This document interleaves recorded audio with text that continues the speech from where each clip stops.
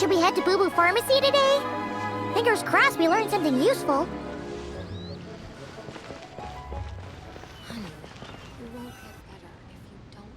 So let me get this straight. The patient disappeared right as you were delivering the medicine. I know it's hard to believe, but that's exactly what happened. It's true. 1 minute she was there, and the next she was nowhere to be seen. Hey, it's Yelan! Fancy seeing you here! Oh, is this a bad time? Not at all. Just a small roadblock in the case I'm working. Ningguang asked me to investigate a patient named Lu Shangshang. If you're here to find her too, then you're out of luck, I'm afraid. She went missing this morning. What? According to Dr. Baiju, the patient vanished right under his nose. But it just seems like that should be impossible.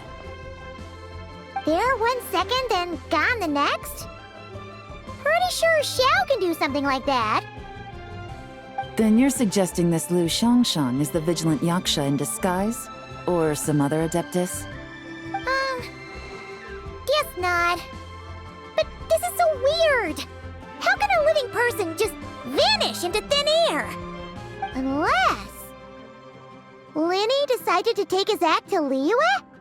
Who is this Linny you speak of? He's... Oh, never mind. Paimon's just grasping at straws. Let's set aside the how for now, and focus more on the where. You mentioned this patient has a strong obsession with achieving fame and recognition? Yes. She kept talking about becoming a renowned archaeologist and making a name for herself. So, are we looking for a place where it's super easy to become famous? I think we should check out the Xiao Lantern crafting stalls. Because it's easy to become famous by making Xiao lanterns? Not exactly. When the people of Liyue need a solution to a problem, their first thought would be to pray to the gods and the Adepti. If her wish is to become famous, she might write it on a Xiao lantern in the hopes that the fabled White Horse Adeptus might make it come true. That certainly sounds probable. Turns out, the White Horse Adeptus might be a lot closer to home than she thinks. What was that? Nothing. Let's go check out those stalls.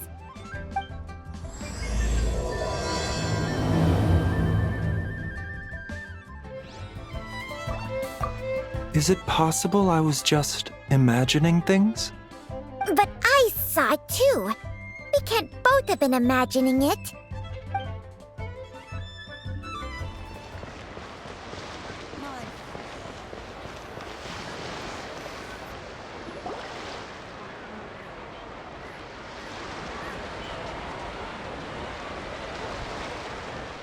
Alright, we're here! Still no sign of Lu Shangshang, though. As long as you're patient enough, Paimon, you'll find that hunting down people is no different from hunting boars. We need to blend into the environment, or we risk alerting the target. So as far as everyone here is concerned, we're just ordinary tourists. Oh, okay. If we need to blend in, then let's make some Xiao lanterns and write our wishes down, like everyone else. What's your New Year's wish, Yelan? I haven't given it much thought. Oh, and it can't be work-related. You gotta take a break once in a while, right? You're always staking out this suspect, tailing that criminal, hunting down this gang or that. Which is super amazing and all, but it's gotta be exhausting. Really getting into this, huh? You said to blend in, right? Come on, it's all part of the act. So you gotta think of something. Then, I suppose, it'd be to go traveling, the next time I get the chance. Traveling? That's our bread and butter. Wanna join us? Thanks for the offer, but my desk is piled high with reports on your exploits. And that's not quite the kind of traveling I had in mind. I was thinking more The lie down and do absolutely nothing kind of travel. Ah, something a bit more easy and breezy, right? Hey, wait! We know just the place!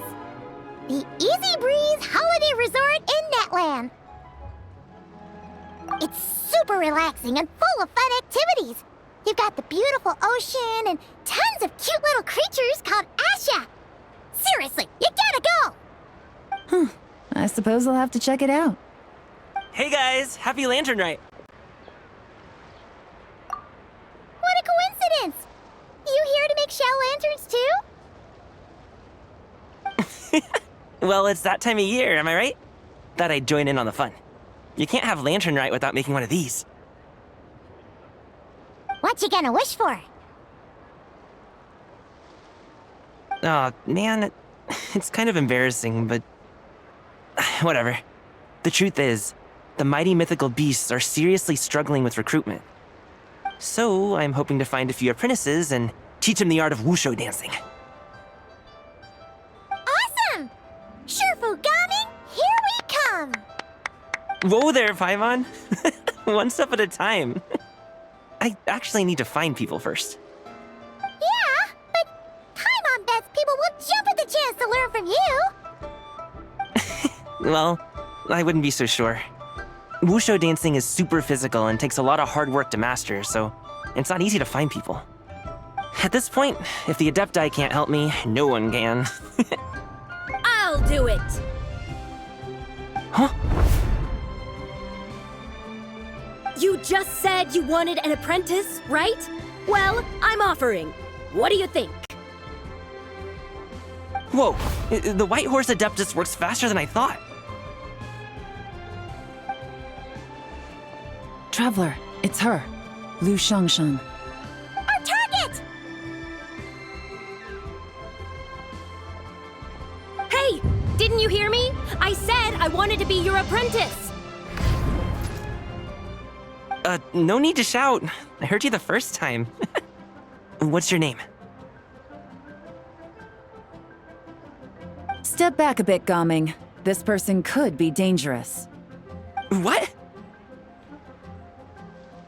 Hey! What are you trying to do? Do you know who I am? Get back! Lu Shangshan, we have no intention of harming you. We just need to ask you a few questions. Get back, I said! Try to remain calm. If you come any closer, I'll...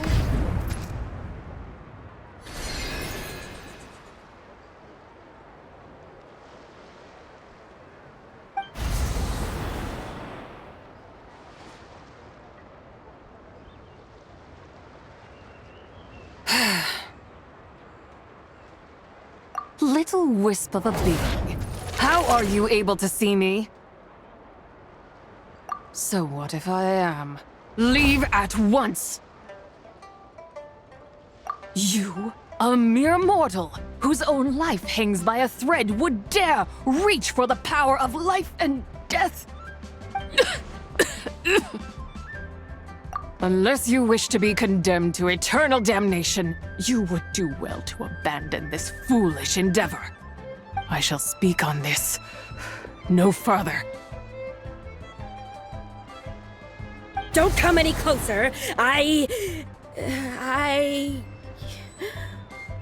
How did I get here? Who are you people? Playing dumb, are we? Save it. We know you attacked those people at Wanmin Restaurant. What? No, I would never. You must be mistaking me for someone else. You don't remember. Of course not. How could I do such a thing? What about the photo you took near Truong Terrace? What photo? What's going on? It's like she lost her memory or something. Well, this complicates things. I'll take her back for questioning and let you know what I find. Take her away. But I didn't do anything. I swear. That's weird. She seems so normal now, but She doesn't remember anything. This is just great. An apprentice falls right into my lap and now she's gone! Don't worry, Gaming. This is a special case. I'm sure you'll find one soon. Unless you're gonna pony up and offer a real solution, Paimon, I don't want to hear it. Gaming? What's up with... I'm done here! I'm gonna go find an apprentice, and I won't take no for an answer! Gaming, wait! Is it just Paimon, or was Gaming acting super weird just now? What? How do you know? Whoa! So you saw the second deadly self? And you think she moved from Lu Xiangxiang to Gaming? Uh-oh. Then we better find him before something bad happens! Let's go!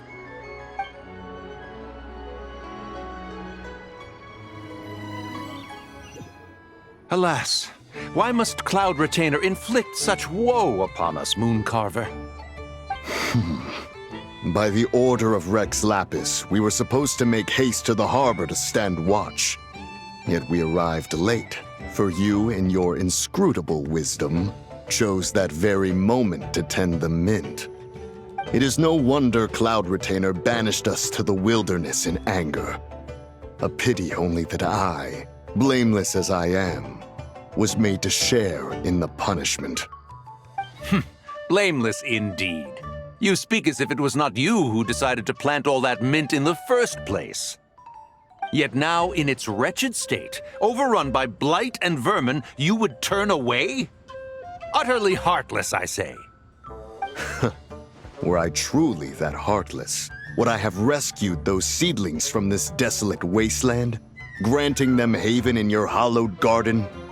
Alas, if blame must be laid, let it fall upon Cloud Retainer for failing to recognize the virtue of our plight. Ah, at last a sentiment with which I can agree. If ever Cloud Retainer is away, we should steal into her abode and plant a veritable field of mint. A tempting little ruse, is it not?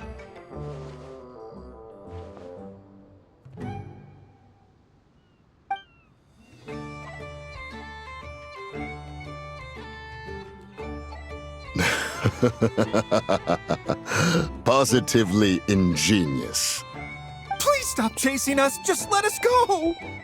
Get back here! If you keep running, I'll kill you! Please, we don't know anything about wushu dancing. Just leave us alone. What? You think I'm not good enough to teach you? Just agree to be my apprentices, and then we can talk. That child looks somewhat familiar. Ah, it appears to be the Wushu dancer from Liyue Harbor. I have seen him perform on occasion. Come, let us take a closer look. Has trouble befallen you, young one? Perhaps we can offer aid. Oh, thank the gods. Please, sir, you have to help us. This guy's trying to force us to become his wushu dancing apprentices, and he won't take no for an answer. Oh, so it is you who require aid, not the other way around. Get out of the way, old man! This is between us. Preposterous. You dare to presume we are of a mature age? Listen here, brazen youth. Skilled you may be in the art of dance, yet your offstage demeanor leaves much to be desired. Hold on, Mountain Shaper. Something is amiss. Look closer. Indeed, he bears the mark of something unclean. It spells trouble. You there, depart at once. Hey! You drove off my recruits, old man! You'll just have to take their place, even if you're a bit on the decrepit side. Many years it has been since a being has dared speak to us in such a manner. Now let us see what evildoer has sought to use you as its puppet, young one. You two, you're Adepti! Does that strike fear in your soul? Whoa! 2 Adepti recruits just fall right into my lap? That white horse sure knows how to grant a wish. Coming! Slow down! Wait for us! Jeez, take a hint, will you? I told you to stop following me! Traveler, Paimon, keep your distance from this youth. Evil has taken a hold of him. We know! It's one of the White Horse Adeptus' deadly selves! She's possessing Gaming! The White Horse Adeptus' deadly selves? Could it be that Rex Lapis called us to Liyue Harbor for this very reason? Hey! What are you two whispering about over there? Who's gonna be first apprentice and who's gonna be second? It doesn't matter! I'm not the kind of Sufu who plays favorites. Insolent spirit! Be gone from this child at once!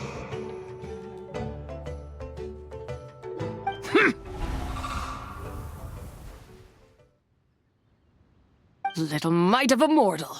Getting in my way again, I see.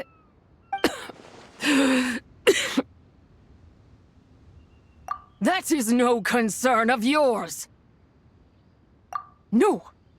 Only by doing it myself will I find peace. Otherwise, rage will consume me. If I lose control, all will turn to dust. The curse of time. The memories this body holds. Come no closer! This is your final warning.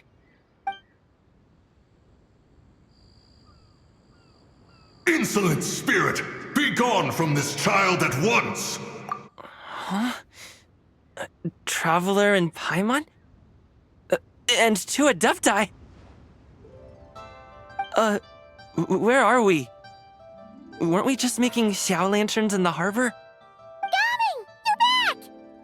Ah! The sun is most scorching.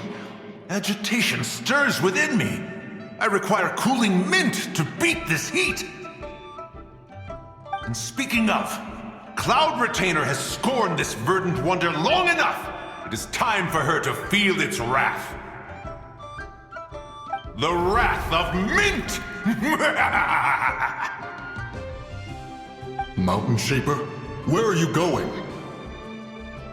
Oh no! Now Mountain Shaper's acting weird! You don't think it's spread to him, do you? Spread to him? Quickly now, explain to me what has been happening.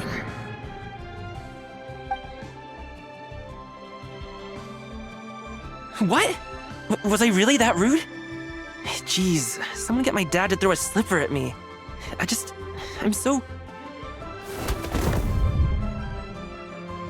Whoa! You okay, Gaming? He is fine. It is simply exhaustion. But to think Mountain Shaper would succumb to something like this, it is most unexpected.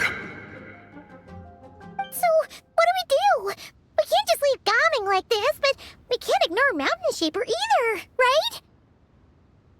My cultivation level rivals that of Mountain Shaper. Were I to give chase, Zizha would but flee from his form and take refuge in mine.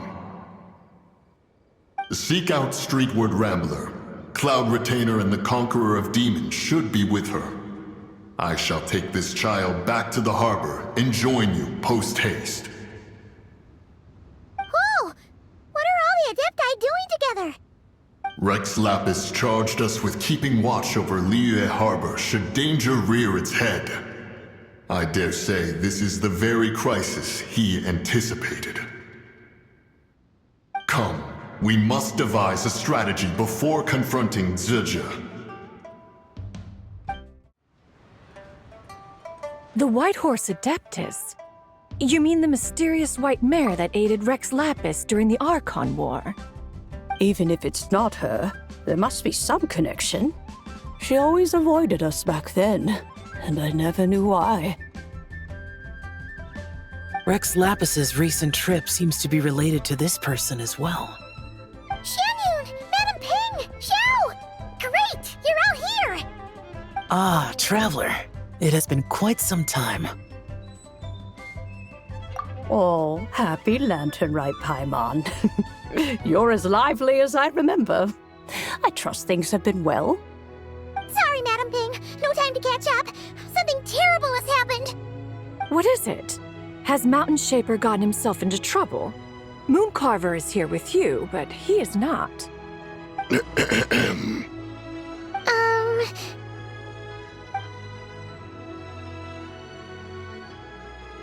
The Wrath of Mint? That old fool dares to utter such nonsense behind one's back. Yeah, that's not really our biggest concern here. So, even a mere deadly self of the White Horse Adeptus was able to possess Mountain Shaper and affect his mind. No wonder Rex Lapis told us to gather here and await his orders. Mountain Shaper's cultivation is inadequate. He was caught unprepared. Were it one of us, Zizha would hardly have found a vessel quite so ready for the taking. Hey, that's not what you said earlier. Where is Mountain Shaper now? A question that hardly bears pondering. Obviously, he intends to plant mint in the vicinity of one's abode. Ah, then he poses no great threat. We might as well let him be. Once he fulfills his wish, it's possible that Zizha will relinquish him of her own volition. Your ulterior motive is most obvious, Mountain Shaper. You two hope for Mount Outsong to be covered in mint. One can see it clear as day. Not to mention, deadly selves are born of malevolent human desires, and naturally pose a great risk to the form and mind of all living beings. We cannot let this go unchecked. Let me handle it. I have relevant experience and know how to deal with such situations. One has no doubt of that. Yet your involvement would likely end in armed confrontation. In one's own estimation, the time for such measures has not yet come. Before his departure, Rex Lapis knew that Zizha was active in Liyue Harbor, yet told us only to wait. It would seem, then, that Rex Lapis did not believe extreme measures were warranted here. Yes, this is quite a peculiar case. After all, Zizha's possession does not seem to come with ill intent. It's more like she's guiding those she possesses to fulfill their own wishes. There is another matter of import, however. I sense tremendous resentment emanating from her. What could be its source to render her so unable to find peace? She was talking about the White Horse Adeptus memories, right? From what the Traveler said, it seemed like she was about to explode with rage. But why? With Rex Lapis away, if we wish to understand that which occurred in the past, we shall have to ask her directly. She also mentioned the Curse of Time. What could that be about? Perhaps erosion. Indeed. We are of the same mind. I heard that ancient clans in the mountains once regarded the White Horse Adeptus as the daughter of time. It seems there was some truth to that, after all. The Daughter of Time. Cursed by time? Time does not treat everyone equally. The longer you dwell in this world, the more it takes from you. Then what do we do? One has devised a solution. Based on what you have told us, it seems that Zizha is in the habit of leaping to a different host when provoked. One's plan is for us to block all escape routes while you confront Mountain Shaper, forcing Zizha to reveal herself. Then, if prior experience stands, she will have no choice but to possess you. However, not only are you able to sense it, you are also unaffected by the peculiar state of stasis. In other words, in that moment, you would have the chance to either subdue or persuade her. That is akin to walking straight into the lion's den. Allow me to go instead. Yeah! Isn't this plan a bit too risky? Why doesn't Paimon try try first. After all, even if she got possessed, it's not like she would pose a danger to anyone.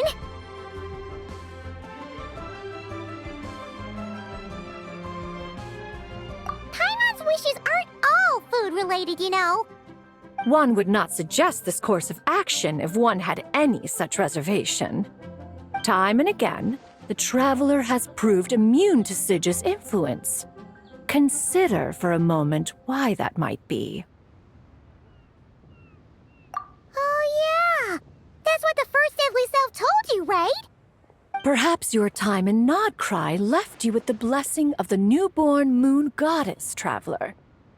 And this Whitehorse Adeptus clearly has a profound connection to the moon. Indeed. Indeed. I see. Have you other concerns, Conqueror of Demons? I was just trying to fathom why Rex Lapis left without explaining the situation in detail. But now I think I understand. Rex Lapis entrusted this matter to the Traveler, which means in his estimation, the Traveler must be the key to its resolution. So I have no other concern. I trust Rex Lapis, and I trust you. Then we are all in agreement on proceeding with this plan? Very well. We should depart at once, lest we lose our chance. Let us see whether that old fool truly dares to face one's abode with mint. 1 mint, 2 mint, let us plant a whole slew of mint! Once I reach 10,000, Cloud Retainer's abode shall be Mount Outsong no more, but rather Mount Mintsong! Oh, to behold the look on her face when she is confronted with such verdant splendor! Mountain Shaper, you dare disturb the tranquility of one's abode! Do not take personal offense, Cloud Retainer. He is not in control of his faculties. Exactly. Let it go this once. Zidja is the one driving him to do this. Huh? But Zidja just helps people fulfill their own wishes and desires. Not now, Paimon. Oops. Sorry, Mountain Shaper. Paimon might have just thrown you under the bus. When he wakes up, we shall have words. Everyone, to your positions.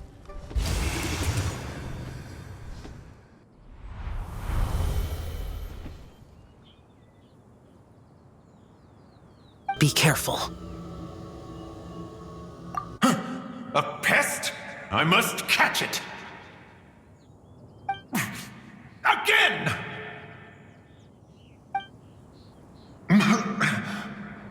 Oh, young one, it is you! Don't tell me. Cloud Retainer sent you? Ha! Such brazen insolence! Such presumption. Such boundless avarice. That wretched adept's impudence knows no end. If she dares lay a finger on my garden, I shall smash her cuisine machine to pieces! You think I am one to fold so easily?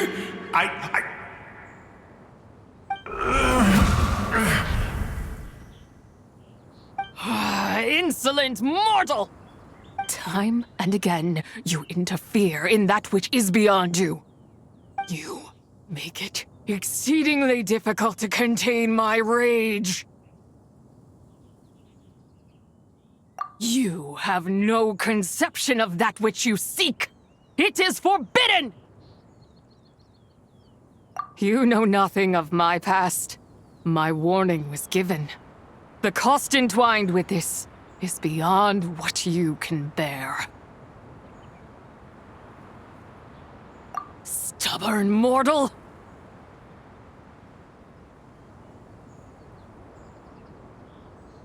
You...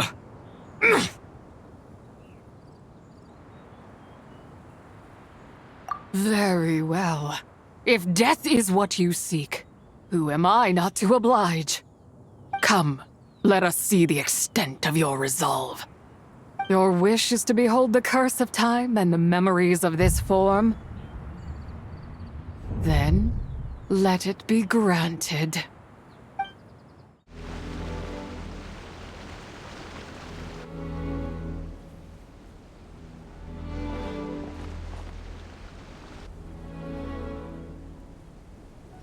You who seek death, stand before me. My prison. I was merely a trace of impure energy within Zapai's immortal body. When her soul was shattered, it should have been the end of me. But then, the one who governs time descended from on high and froze the moment of her death. And so, I remain in this world, unable to find release. A mortal who knows of her existence and would dare to speak her name. Who are you?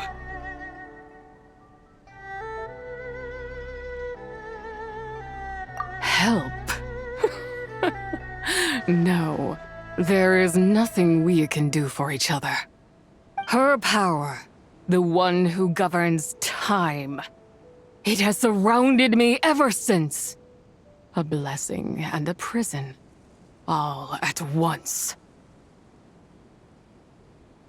No, I have been asleep in this prison for countless years, until a familiar presence woke me. Then, through that mortal girl's eyes, I saw it, as pure and bright as ever, unchanged across the millennia. It was the moon.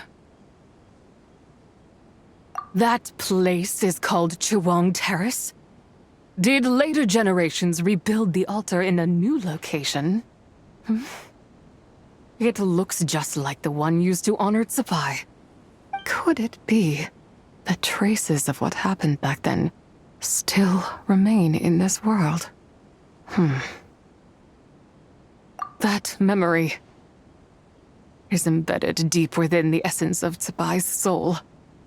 It is one that should have been forgotten.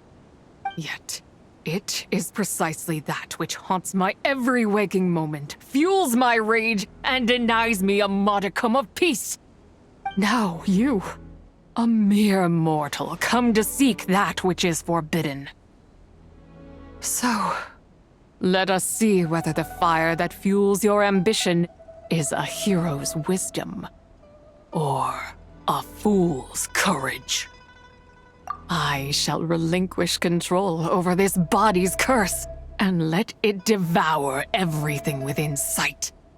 Run as fast as you can, lest this prison become your grave. Look, it draws near. The river of time, come to sweep all into oblivion. A torrent of tears for the dead and departed.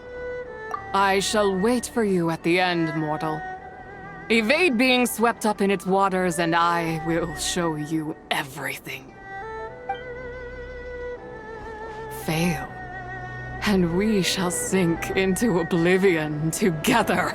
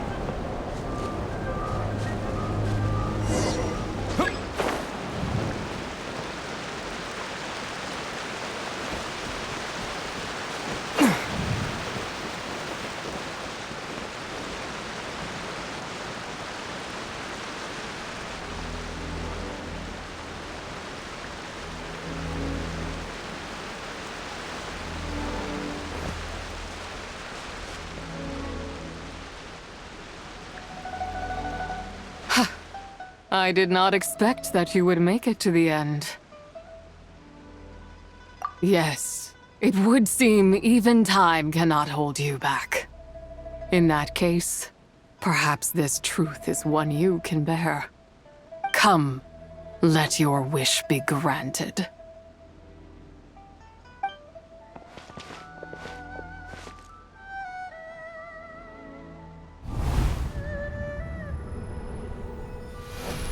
Under moon eternal, in radiant night, a maiden grants silk, soft and light. Under moon iridescent, in night divine, a maiden grants fiber, for cloth so fine. Under moon of the frost, in night so great, a maiden grants tools to divine our fate. What are Mom and Dad doing? Shh, just make a wish. The kind Adeptus on the moon is listening.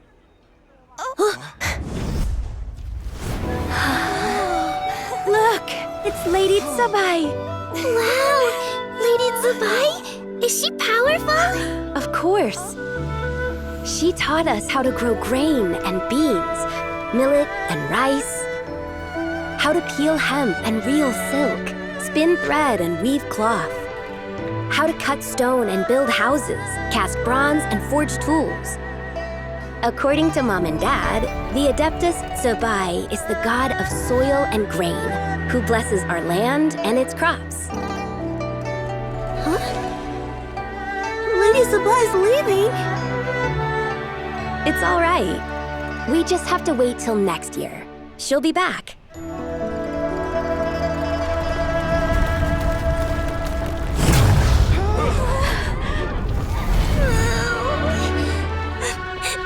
Mom and Dad are gone.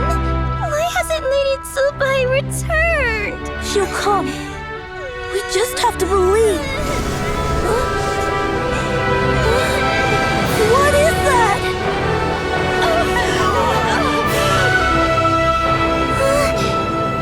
Lady Tsabai abandoned us. All places tainted by the abyss need to be purified. That includes Long Gone.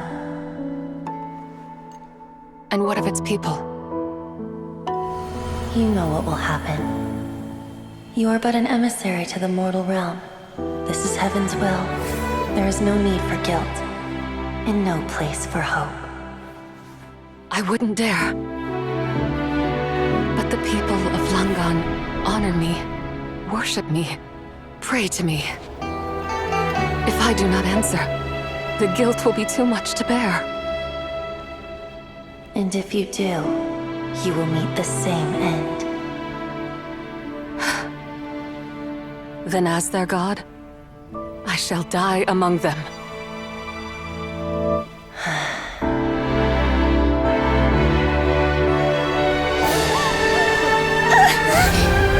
Look! Lady Tsabai came to save us! I knew she wouldn't abandon us! Run!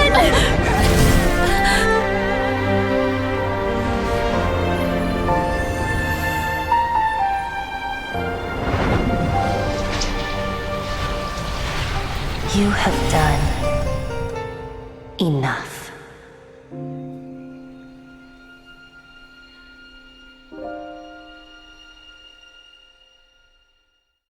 Now you know the truth. These are the memories that suffocate me where I stand and crush me under their weight. Not just my nation, but the people I loved.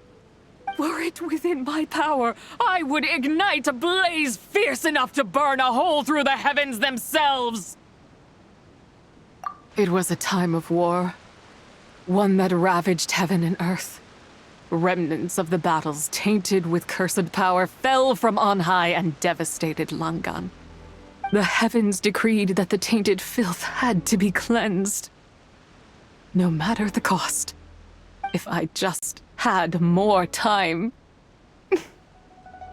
I could have helped more people to escape. But it wasn't enough. I just needed a bit more, and they all could have survived.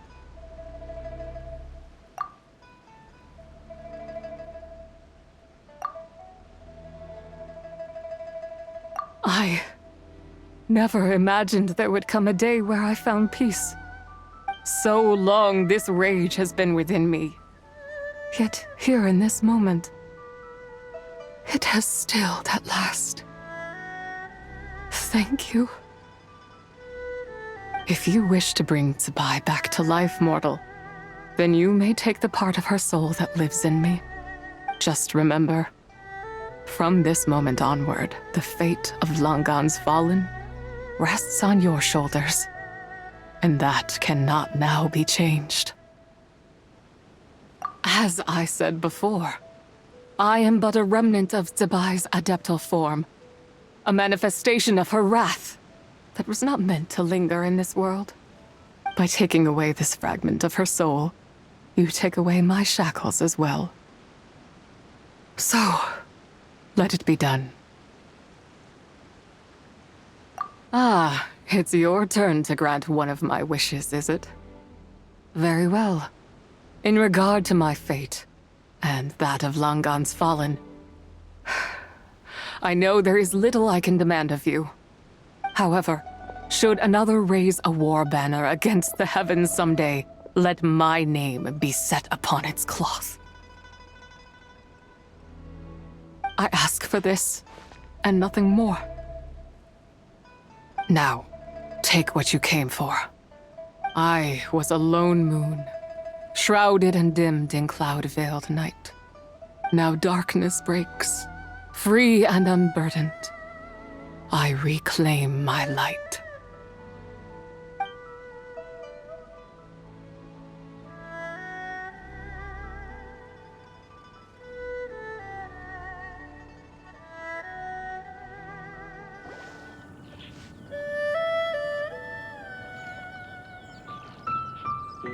You think I am one to fold so easily?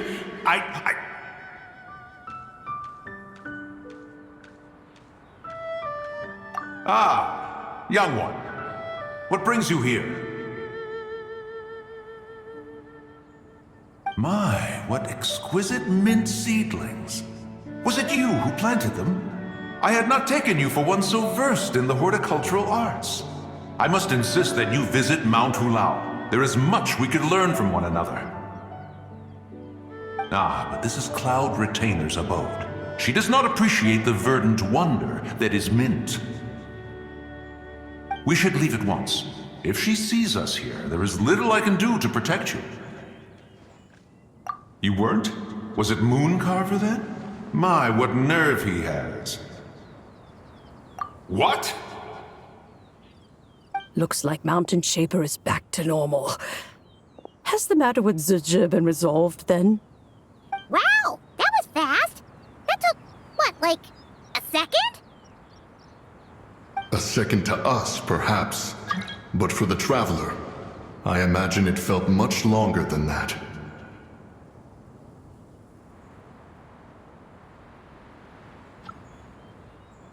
One's plan was most successful then. And you're all right, Traveler. You don't feel strange in any way? Well, sounds like good news all around. I'm glad this matter is resolved. What is this matter you speak of? The possession of that mortal child? The matter of Zizhi may have been resolved, but there is another that is far from over. The mint you planted around my abode. Perhaps you have a moment to spare for a little chat, Mountain Shaper.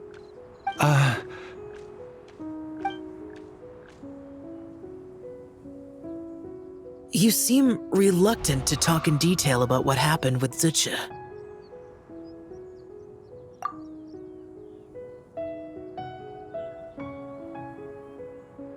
Don't worry. I won't ask you to reveal her secrets to me. And I doubt the other Adepti will either. Huh?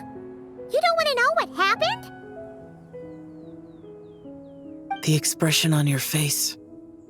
I know it well, Traveler. It's one I've seen Rex Lapis wear on many occasions. Whatever you learned, it must be too heavy to share. But you're okay, right, Traveler? That deadly self didn't hurt you, did she?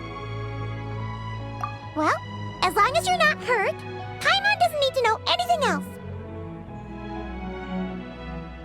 Even so, I hope you feel like you can entrust me with it.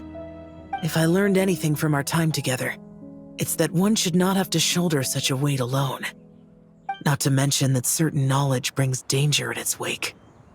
I would never want you to feel forced to be the sole keeper of such secrets.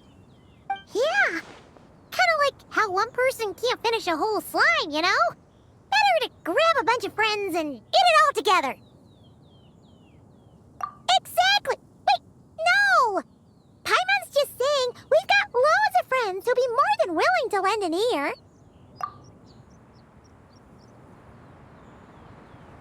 I never knew there was such a tragic chapter in the ancient past of this land. So, the people of that nation worship the White Horse Adeptus as the god of soil and grain. It would seem, then, that Rex Lapis had a similar reason for withholding the details of his recent trip. I've often wondered if he had companions to stand by him before we met, or if he was forced to face things alone. Regardless, LanternRite takes place in 2 days. Let's meet back up again there. If there's no news of Rex Lapis by then, we'll have to come up with a plan. Fingers crossed it all goes well.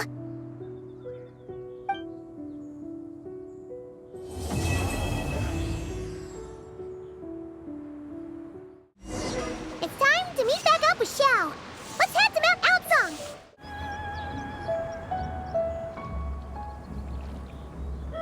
Xiao, Cloud Retainer, Madam Ping! We're here! Any news on Zhongli? Wait, are we missing 2 Adepti? Well, Shenyun banned Mountain Shaper from Mount Outsong for 3 days. Oh, then what about Mooncarver? The scheme to plant mint in one's abode was one those 2 fools devised together? And when it comes to punishment, one does not discriminate. His banishment ends in 3 days as well. Wow, that's pretty harsh, Cloud Retainer. Let's get down to business. We have news of Rex Lapis. Huh? Isn't that... Yes, Rex Lapis's geopillar. It descended from on high this morning. He must have sent it for a reason, but it does not respond to our touch. So, what does he mean? Is he in trouble? Not necessarily. It could be a message only a specific person is meant to receive. Traveler, you alone spoke to Rex Lapis before he left. Oh, so he must be for the Traveler. Give it a try.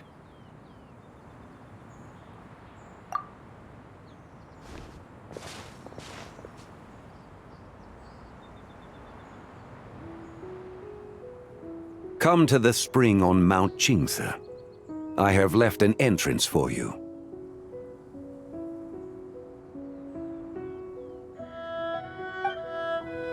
Well?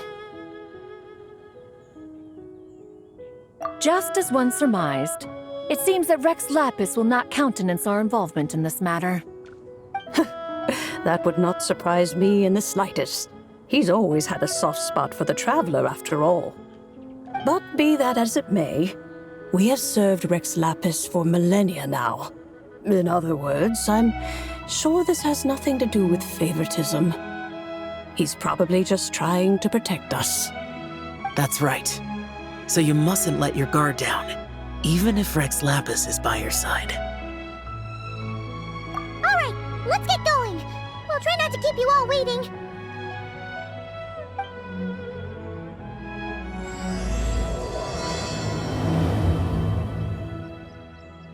Congratulations! Keep your eyes peeled.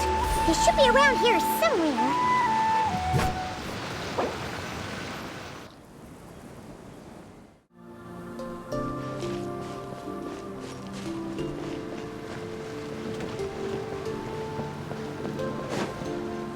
Who could have imagined that the once mighty Geo Archon might end up so, sitting on a humble stool in the woods, quietly weaving moon lanterns?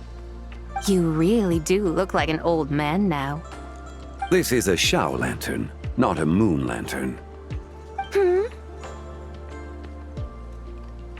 In ages past, when the gods waged war and the world was in turmoil, these lanterns were lit to guide fallen warriors back to their homes. Had you tarried in the mortal realm for but a little while longer, you might have become quite accustomed to them. Even so, it bears such a striking resemblance to the moon lanterns they used to offer up to the heavens. Could this truly be mere coincidence? Perhaps in some sense it is, yet in another, it isn't. For instance, who is to say that some of Langan's magnificent jade did not become part of the very foundations upon which Liyue Harbor now stands? It is conceivable that this ritual was transmitted in such a manner too. Now, let's not let ourselves get carried away. For all its splendor, do not forget that, in the end, even Langan could not escape its heaven-sent fate. Alas, it is just a pity that the little creatures of this world may never again lift their eyes to the moon, even should misfortune befall them. But you, Geolord, now that you rule this realm, why take the trouble, not to mention the risk, to visit one who bears such profound guilt as I? Are you not afraid that you might be sullied by the curse of time that was laid upon me? There is no risk to speak of. At least, not in comparison to that which you took when you defied the heavens all that time ago. As I have stated, time and again, it was not I who defied the heavens. Geolord, the ancient affairs of Langan have nothing to do with me, for I am but one of her deadly selves, severed before her demise. My name is not Zebai, but Zichao. Surely you did not take us for one and the same, solely on the basis that we may all assume the form of white horses? Sorry to break it to you, but you seem to have found yourself the wrong white horse. Anyway, do tell me, what urgent matter brings you here? Very well then.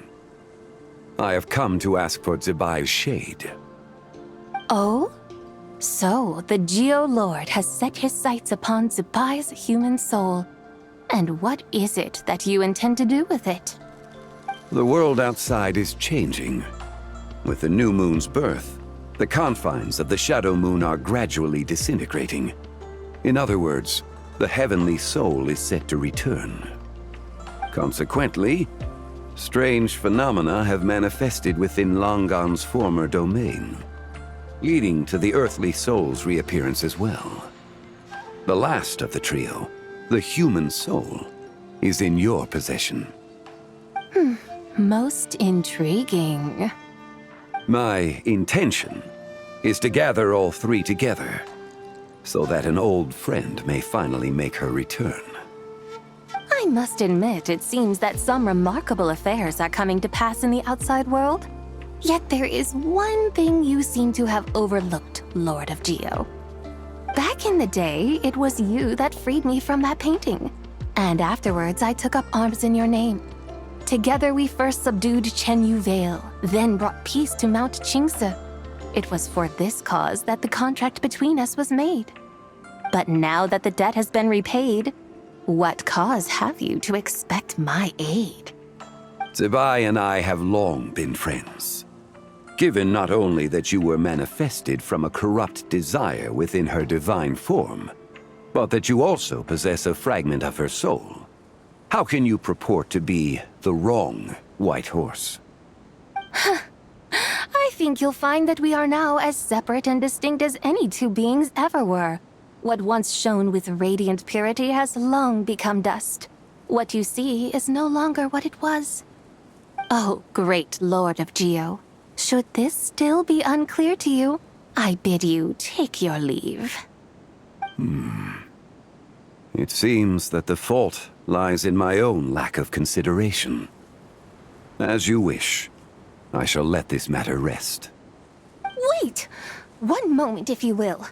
Should this not be your opportunity to propose a new contract? The part where you make me an offer I simply couldn't refuse? Even those puny mortals know how to haggle when striking their bargains. Should you, the famed god of contracts, not likewise strive for success through negotiation? Come now, enough with the posturing. It's time to name your price. Very well. I had, in truth, prepared a new contract for your consideration. I knew you would not come before me unprepared. Yet, you should know that I want for nothing, for I live in the mountains, carefree and untroubled. Occasionally, I even find sport in teasing the mortals who stumble into my presence. Then why persist in telling them those ancient stories? I speak of what transpired before the sky collapsed and the earth sank into itself. That is merely my way of passing the time. And what of it? Would any believe, much less remember, the ramblings of a mountain hermit?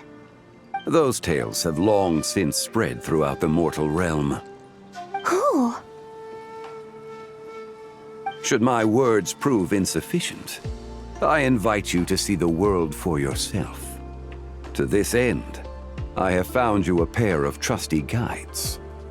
The LanternRite is presently underway in Liyue, and should prove quite intriguing for you. So this, then, is the contract you have prepared for me? Indeed it is. Think of it as a contract for a one-day festive excursion. Surely you do not hope to offer this in exchange for Tsubai's shade. The foundation of my very existence for a little excursion seems a little steep, wouldn't you say? Why not see for yourself? You can always decide afterwards. The final determination, of course, shall rest with you. Is that so? Then perhaps this deal might not be entirely off the table after all. Where then are these guides of which you speak? Hey, it's Xiangli! Oh, we've been looking for you everywhere. We thought you might have gone missing. You're here. So these are my guides. Well, well. They certainly look the part, I'll give you that. Guides? Oh, you poor innocent little creatures. The benevolent Lord of Geo has sold you to me, which means that for the rest of this day, you belong to me. Sold us to you? Just what have you gotten us into, Xiangli? The situation is not quite as dire as that would sound. I ask only that you accompany my Adeptus friend on a tour of Liyue. I would suspect that depends on how well you entertain me. Entertain you? Let us start with this Liyue harbor of which I have heard so much. Nowhere is quite so fascinating as a place teeming with little mortals. How come this Adeptus sounds so different from what Paimon imagined? Okay, we'll take care of it. Get ready to find out why they call Paimon the best travel guide in all of Tibet. Look, we've arrived at Liyue Harbor. Not only is it Tibet's busiest port, it's also the beating heart of Liyue. So, dear Madam Adeptus, where would you like to go first? With humble fare and wine to sip, in comfort clothed and soul at ease, one eats, and all the heart's ills cease. So we're heading straight for the good stuff? Well, you're in luck, because Paimon's an expert when it comes to food. There are two main cooking styles in Liyue. Li cuisine, which is all about mountain delicacies, and Yue cuisine, which is centered on seafood. The most famous restaurants are Liyue Pavilion and Shinyue Kiosk. Oh, now Paimon's starting to drool. Guess our only option is to go try them both. 2 meals back to back.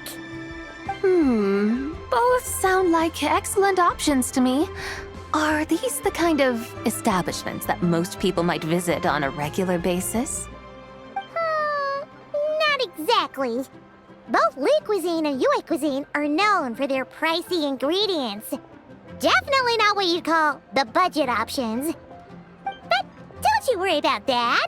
Just think of it as Zhang Li's little treat. Come on! Aren't you supposed to be pals with Hu Tao? I'm unsure we can afford to spend a little more of her mora at least. Hey! All Paimon wants is to provide our Adeptus with the best possible experience here. Don't you want that too? Both certainly sound like worthy choices. Just now, though, I happened to see a porter pass this way. Where might individuals like him go to eat? A hungry porter, huh? Oh! Paimon knows just the place! Yep. Nothing fancy schmancy there. Just tasty dishes made with simple ingredients in a variety of different styles. Most importantly, it's great value for money, too. No wonder everyone loves it, huh? Oh, and the owner happens to be a good friend of ours, too.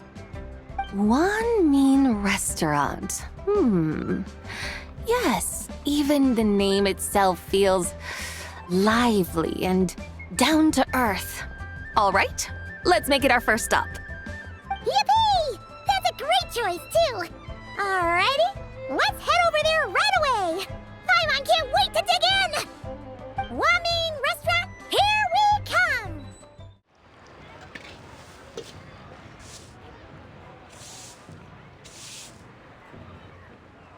Xiangling, Chef Mao, we're here.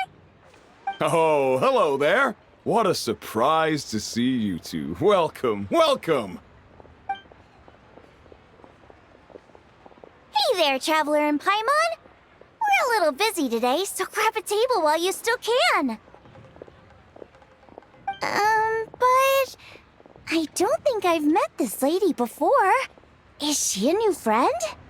You could say that. Oh, I see. Well, hey there. A friend of the Traveler's a friend of mine, too. Don't worry, we'll take good care of you. Just order whatever you want, it's on the house. By the way, I'm Xiangling. I cook here at Wan Min Restaurant. What's your name? Miss Xiangling, have you ever heard of the White Horse Adeptus? Of course. What about her? I am her, and she is me. Huh? You mean you're an Adeptus? Oh, you young'uns crack me up. Come on, Xiangling. You've got to keep up with the times. Haven't you heard of cosplay? It's like a role-playing game where you dress up as famous characters and pretend to be them. Seriously, it's all the rage, and it looks like this young lady is quite the expert. Your friends sure keep their fingers on the pulse, huh, Traveler? Wow, Dad. Didn't know you were so tuned in. But how come I haven't heard about it? You gotta listen to our customers. Didn't I tell you to spend less time chasing after wild vegetables and more time making friends? You're even more out of touch than I am. Hey, I like making friends too. Isn't that what I'm doing right now? Anyway, even if it is just a costume, is it alright if I still call you White Horse Adeptus? Of course it's all right, because that's exactly who I am. Okay. I can see you're really committed to the role. How about I call you the real White Horse Adeptus instead? In that case, you can call Paimon the real Traveler. Yeah, right. You could have at least switched outfits. Puny mortals. Nevertheless, I suppose it might be amusing to indulge in your little charade for a while at least. All right, go grab yourselves a table. I'll come take your order in a bit.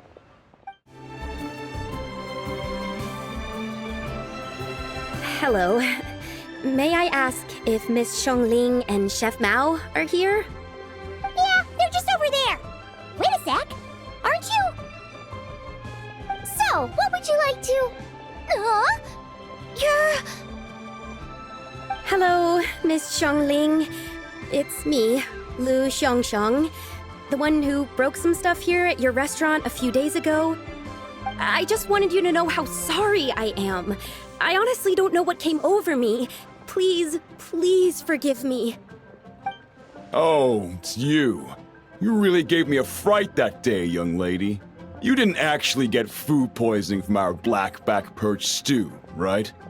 Come on, Dad. She's come to say sorry. It's all right, Miss Lu. You must have been feeling a bit off that day. You're looking so much better now, though. Why don't you grab a table, too? This one's on the house. No, I couldn't possibly. Hey, it's totally okay. We all feel under the weather sometimes, especially when we're away from home. Go on, find yourself a... yikes. Looks like all the tables are taken. Wanna come sit with us? We've got an extra seat over here. Thanks, guys. So what would you like to eat today? Feel free to order anything you like. I should very much like to sample your renowned poisonous blackback perch stew. It wasn't poisoned. That was all on me. So that's one portion of blackback perch stew. How about you guys?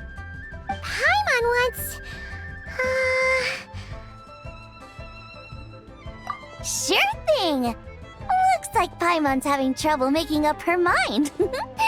Anyway, I guarantee you'll love it. Let me think. Well, since the blackback perch stew is on the spicier side, I guess it makes sense to balance it out with a serving of stir-fried shrimp. And since it's LanternRite season, you better try out the triple-layered consomme and come and get it too! Those are our seasonal specialties. As for the carbs, since we've got a full table, how about some right at home? Along with our special chili mince cornbread buns. Trust me, you won't be disappointed. Then for dessert, I'll whip you up some Lucky Snow Delight. I just came up with it a few days ago, and I can't wait for you to try it. Wow! Sounds like quite the feast. Looks like Paimon's in luck today. Am I the only one who thinks that's way too much? Not at all. Don't worry, I know what I'm doing. And to top it all off, our star dish, Adeptus Temptation. You should know that we don't often serve this here at Wanmin Restaurant. But since this is my first time cooking for the White Horse Adeptus, I'm pulling out all the stops. Okie dokie, just sit back and relax. I'll have your dishes out in no time. Hold on. Did I just hear Miss Xiangling mention the White Horse Adeptus? You did indeed. And you're looking right at her. That's a joke, by the way. She's cosplaying. Oh, I see. Phew, almost believed you there for a moment. Tell me, little one, what business might you have with the White Horse Adeptus? It's a long story. Basically, a while back, I took part in an archaeological dig over at the chasm. While we were there, we discovered a number of relics. Our findings show that they date back to the era of Long Gone, an ancient nation whose people are said to have been the ancestors of some of the modern-day inhabitants of Chenyu Vale. And why might such matters concern the White Horse Adeptus? Because some of those relics not only seem to contain textual references to her, but even depictions of what she looked like. There have long been legends claiming that the White Horse Adeptus was a deity of that era, but there are plenty of other theories out there too. If I could just locate some more detailed records, I'm sure we'd be able to find out so much more. So you're into history? Well, to tell you the truth, I actually joined the archaeological team by sheer accident. But once I'd started down this path, I knew that I wanted to make something of myself. Recently, though, things seem to have taken a turn for the worse. Still can't believe I caused such a mess and even ended up hurting someone. Oh, so you're considering becoming a martial artist now instead? No, I mean, they weren't seriously hurt. It was just a few scratches, and they let it go after my mother compensated them.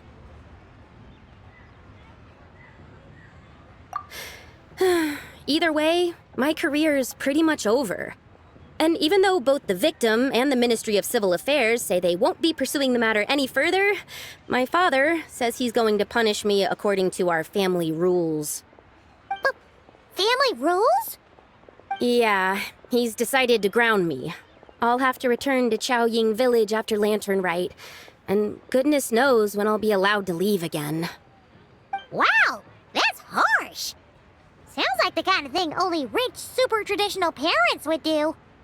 We're not exactly rich, though. All we own are a few tea fields in Chaoying Village and a guest house in Liyue Harbor. A guest house? It isn't Baiju Guest House by any chance? Yep, he's my grandfather. So you've heard of the guest house before? Small world, huh? Come to think of it, didn't Boss Lu mention something about hoping that the White Horse Adeptus would show up and let her divine power be known? Sure, but Paimon's guessing this wasn't exactly what he had in mind. Little one, it sounds to me that your family is rather well off after all. What then drew you to archaeology? Why subject yourself to such unnecessary hardships? Even if I stayed at home, there's no guarantee I'd lead a nice, easy life.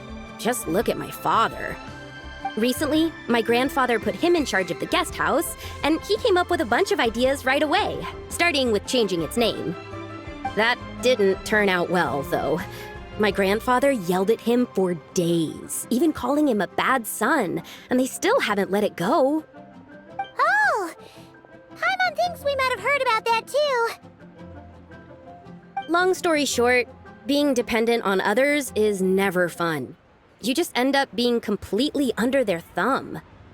That's why I want to make it on my own out here, no matter how hard it is.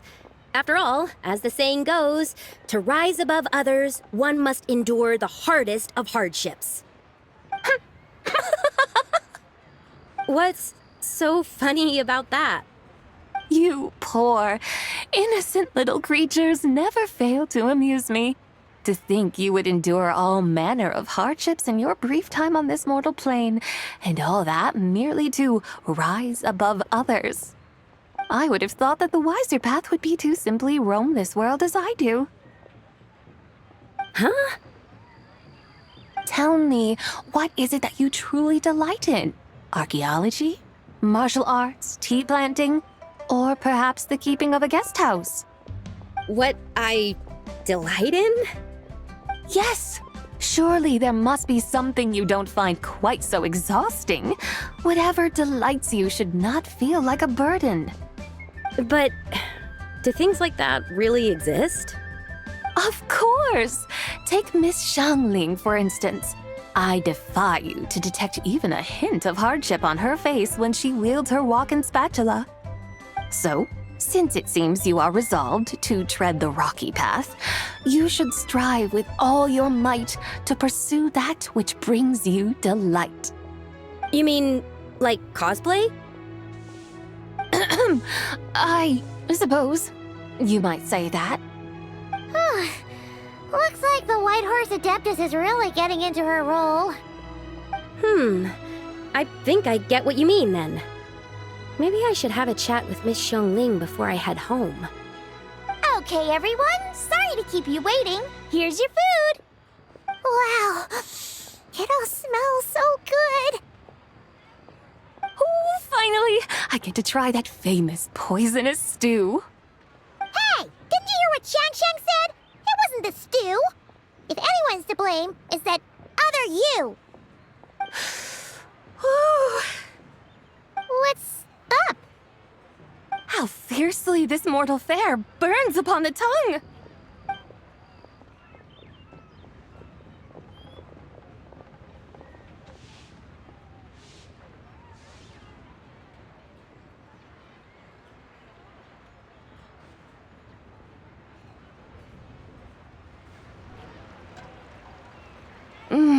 Most satisfying as poisonous dews go.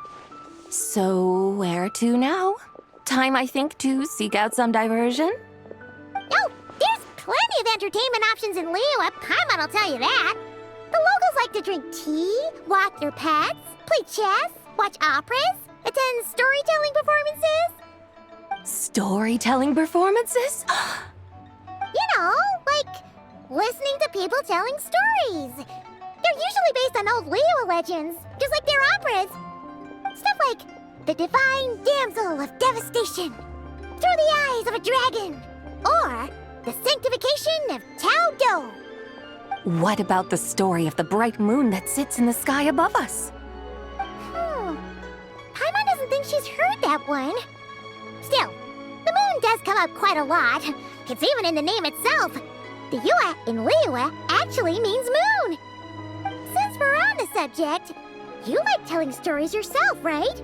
Why don't we go check it out? In that case, I'll have to trouble the two of you to lead the way.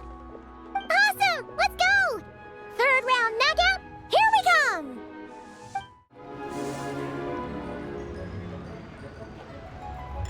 What a tongue twister! I'd have made a complete fool of myself if I tried to say it on stage without practicing it first. Huh! Call yourself Iron Tongue, Tien. Wobbly Tongue, Tien, more like. I used to have that problem a lot. But if you just take your time to grasp the meaning and commit it to memory, you'll be able to say it smoothly in no time. You're right, Miss Yoon. I'll give it another try. Hey, Yunchin! Fancy seeing you here! What are you two talking about? Ah, Traveler and Paimon, we meet again. And who, may I ask, is this? You may call me the White Horse Adeptus. The White Horse Adeptus? She's not really an Adeptus. I see. Well, it certainly looks like a lot of fun. Oh, funny you mention it. This type of thing is actually something I'm quite familiar with. Once, to perform Through the Eyes of a Dragon, I decided to imagine that I was Rex Lapis himself. It was the only way to truly inhabit his mindset and understand his resolve to quell those demons. Sounds like you just wanted an excuse to feel all big and powerful. Hey, that's... You just don't understand how inspiration works. You're one to talk. Paimon's traveled all over with the Traveler, and she's seen things that would make your jaw drop. All right, then. Since you claim to be so knowledgeable, why don't you prove it by reciting an ancient poem? An ancient poem? Which one? Ha! See? You mean to tell me you've never even heard of the ancient poem called An Ancient Poem? What kind of a title is that? Quit teasing, Paimon. We only just found out about that ourselves. He's talking about the writing on those ancient relics. When we first saw it, we couldn't figure out what it all meant. So in the meantime, we decided to just refer to it as an ancient poem. However, thanks to the painstaking work of the scholars who were tasked with decoding it, it seems like that's exactly what it was. Or rather, an ode offered in veneration of the moon and the White Horse Adeptus. Oh yeah! Didn't Kuching mention that before? It's got something to do with Longan, right? That is correct. The Ministry of Civil Affairs has issued a notice stating that, although it is true that the moon may disappear tonight, we should be in no danger. In other words, there's nothing to fear. But if you're worried, we can always take a leaf from the Book of the Ancients. By reciting this poem, I mean, and calling for the White Horse Adeptus' aid. If we do that, I'm certain she'll protect our moon and keep us safe. Oh, seriously? Paimon has to get a look at this. Under moon eternal in radiant night, a maiden grants silk, soft and light. Wouldn't have had sensible supposed to mean? Under moon, iridescent, in night divine, blah blah blah, something cloth so fine. Something about fields being plowed, something else about seeds being sown from the earth. Seriously? What is this? The fields are plowed, the seeds are sown, and from the earth, life is grown. Whoa! You did that without even looking! Bravo! Bravo! We have an expert in our midst. Looks like this young lady really does know her role inside out. If I didn't know any better, I'd have taken her for the real deal. That's because I am the real deal.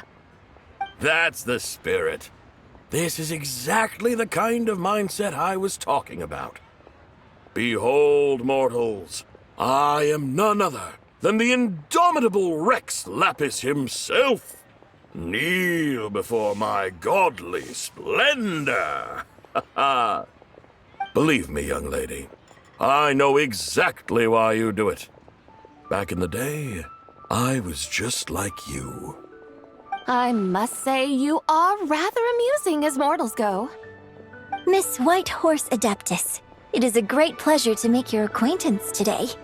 I have some questions regarding the poem, and I was wondering, perhaps, if you might be able to shed some light on it? You want me to explain the full meaning of its verses? Your guidance would be much appreciated. Fascinating. Tell me, do all the people of Liyue still express such reverence for the ancient ways? Well, it's true that we hold a deep fondness for our history, but it is hardly our only pursuit. One of my good friends, for instance, is even more devoted to the modern Fontanian art of rock and roll. Exactly! And don't forget, great practitioners of the role-playing arts walk among us too. People like me and you, young lady. Yes. So rather than placing too much emphasis on our reverence for the ancient ways, it might be better to say that here in Liyue, 100 passions bloom, each with a voice of its own. I see. Then, I suppose it wouldn't do any harm for me to enlighten you. In truth, it is but a simple poem of blessings. Its meaning is this. As the eternal moon rises in the night sky, a maiden adorned with lustrous jade descends upon the earth.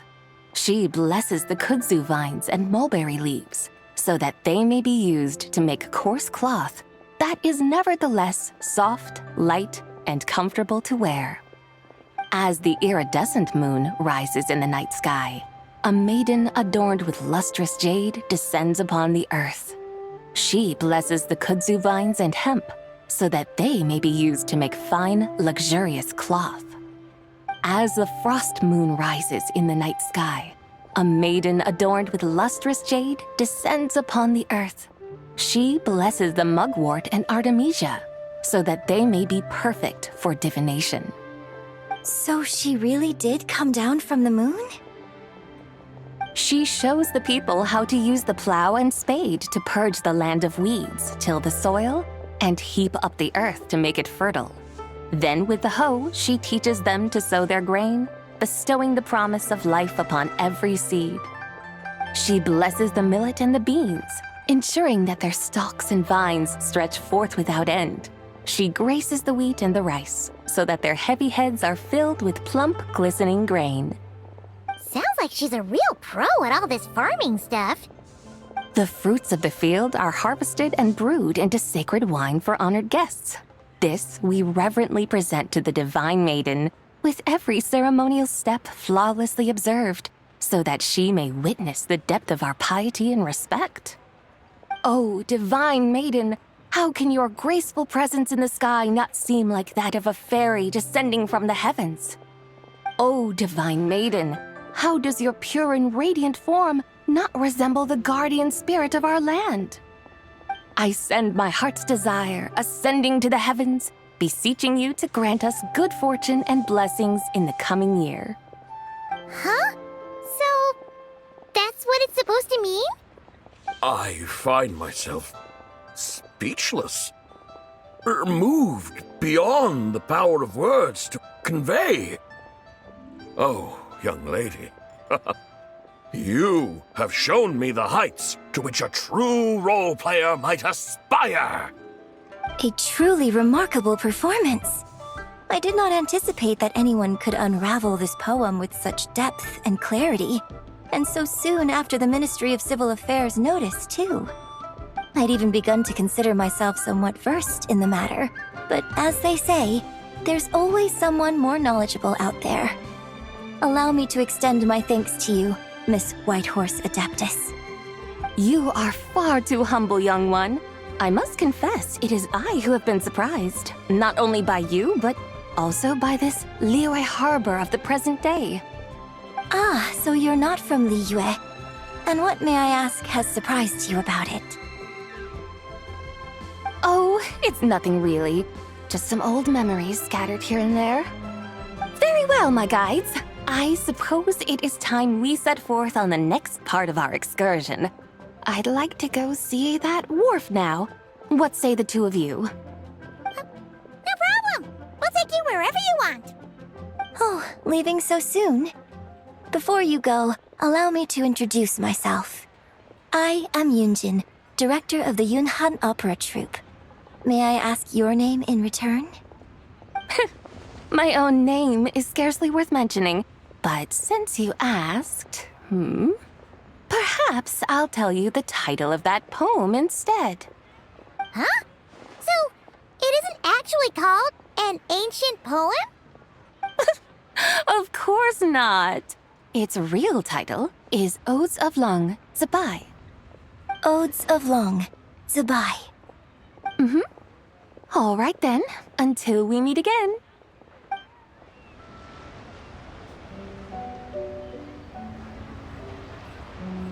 Hey, Ganyu! I almost forgot to mention.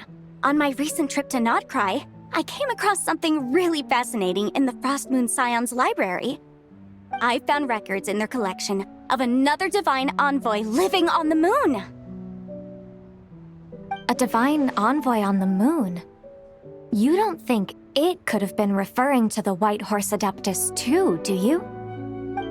No way to say for sure. Still, the similarities between our legends are intriguing, to say the least.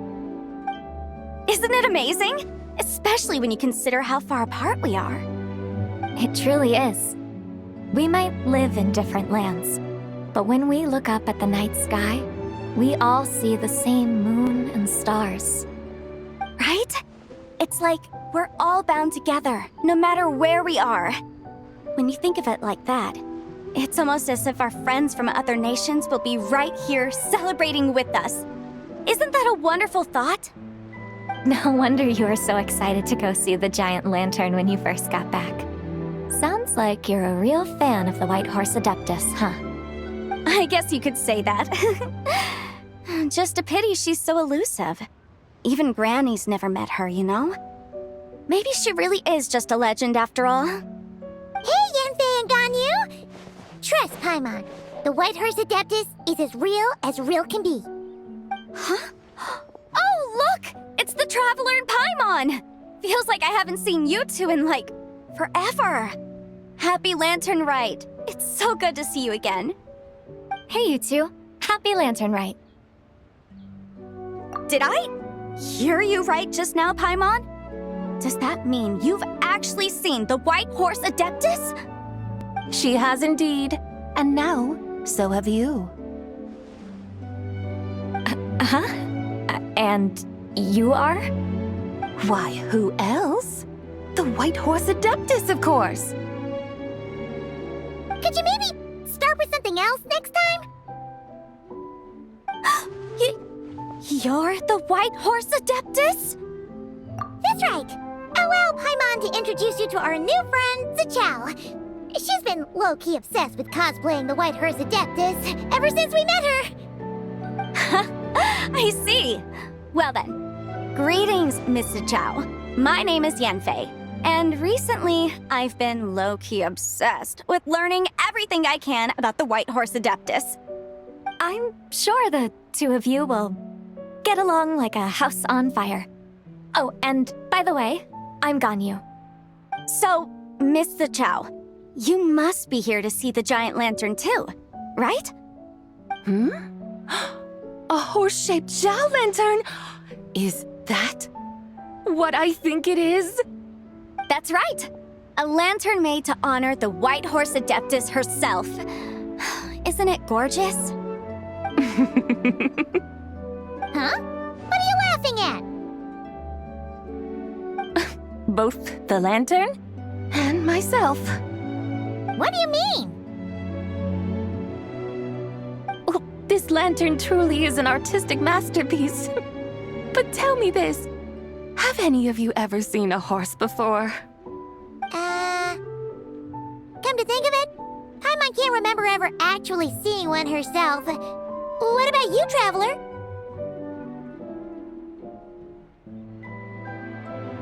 Oh, this horse appears to be mid-trot, but it has adopted what is called a lateral gait, where the legs on one side of the body move together in unison. A rather rare sight indeed. Just now, I suddenly pictured myself, I mean, the White Horse Adeptus running the same way. The image was so absurd, I could barely contain my mirth. Oh, really? I never knew that. You learn something every day, huh? Oh, come on! It's basically a giant piece of fan art! Who cares if it's different than the original? I was merely laughing at my own ignorance. I came here thinking that the White Horse Adeptus's tale had been long forgotten. Yet here I am, gazing upon a lantern made in her honor.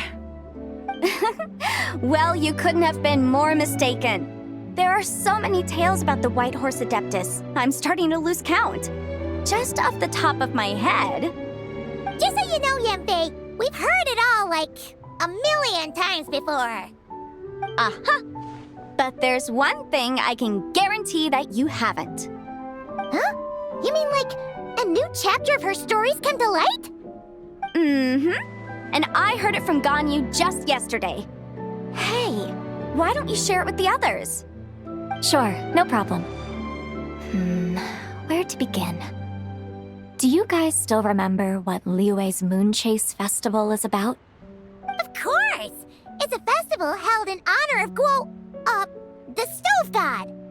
That's right. But it took a really long time for the Stove God Festival to become what it is today. In its earliest form, it was actually an adeptal ritual known as the Moon Chase Rite. Paimon remembers Madame Ping mentioning that before, but she never explained exactly what it was. According to Cloud Retainer, the Moon Chase Rite was originally a ritual meant for communicating with the moon. Communicating with the moon? But for what purpose? At first, Cloud Retainer wasn't entirely sure either, as it was always Rex Lapis who performed the ritual. Whoa! Rex Lapis did it himself? Must have been a really important ritual. That's right. Unfortunately, despite numerous attempts, they never actually received any response from the moon, which is why they eventually stopped performing it.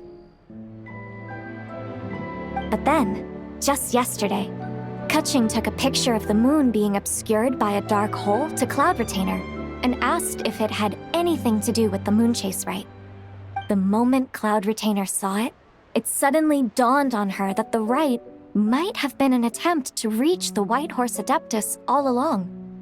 Does that mean Zhang Li's been trying to bring back the White Horse Adeptus all this time? So how about that? Bet you never thought there might even be a link between the White Horse Adeptus and the Moon Chase Festival.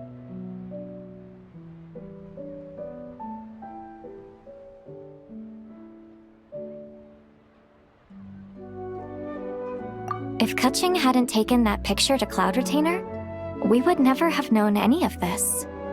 This is probably what Kaching was referring to that day when she mentioned there were some ideas she wanted to follow up on. So, Geo Archon. All this time, you've been striving to awaken her. Huh? What do you mean, awaken? Nothing. What I truly meant to say was, this new insight you've provided has been truly eye-opening. Oh, by the way, my trusty guides, I've been meaning to ask, where in Liyue Harbor might one enjoy an expansive scenic view? Huh? We're off to the next stop already? But Paimon's barely done digesting that lore bomb just now. All the more reason to find the right spot to let it sink in. Oh, so that's what you're up to. A tour of Liyue Harbor? In that case, if you're looking for a spot with a panoramic view, I'd recommend Yujing Terrace. That's a great idea. Since the terrace is on higher ground, the sea view from up there's so much better. Great! Well, the LanternRite's about to start, so we should get back to Granny's now. Hope to see you all at the festival tonight. Oh, you're off too? All right then. See you both soon. See you soon.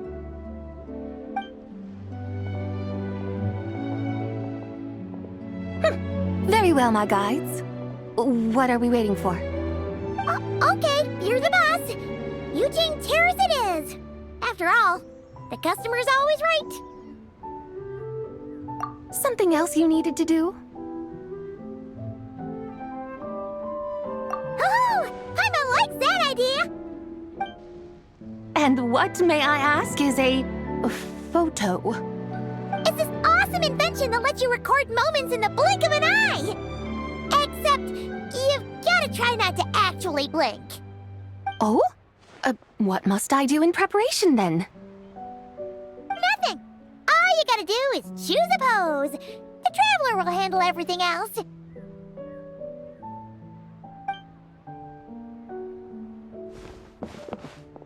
Come on, let's give it a try.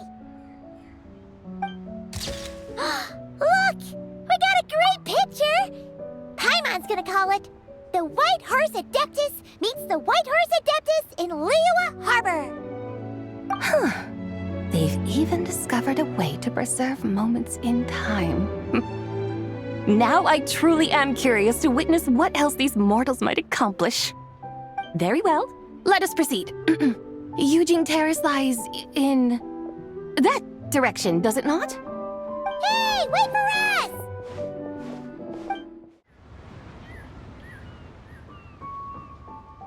Truly a marvelous view if ever there was one. It seems the charm of this Liyue Harbor is only heightened by the sun's dying light.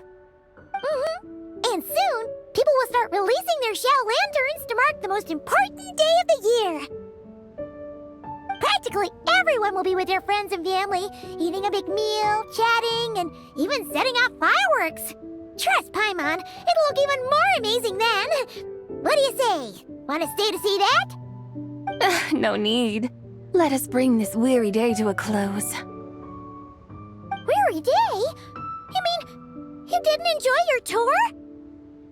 I had imagined you would arrange for me to witness some grand spectacle.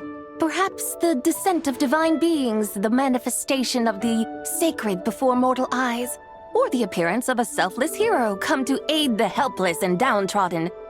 Or, should that not come to pass, then at the very least, spend a little more coin.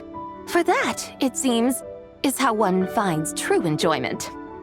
Alas, but there was none of these. Instead, we merely filled our bellies, listened to tales, and gazed upon a crude imitation of my likeness. And now the sun begins its descent. What a day of quiet tedium. Well, we're so sorry. If we'd known that was what you wanted, we'd have done it all differently. It's all that Jiang Li's fault for not making the customer's requirements clear. Well, it's too late now. Do you still believe I would part with that soul fragment, now so intertwined with my very being? But...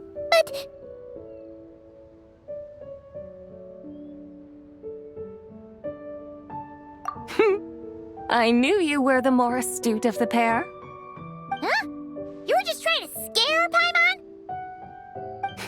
It seems the realm of the Geo-Archon has a way of making one more stony-faced. So, you were just pulling Paimon's leg? Of course. I was merely engaging in a little banter with the two of you.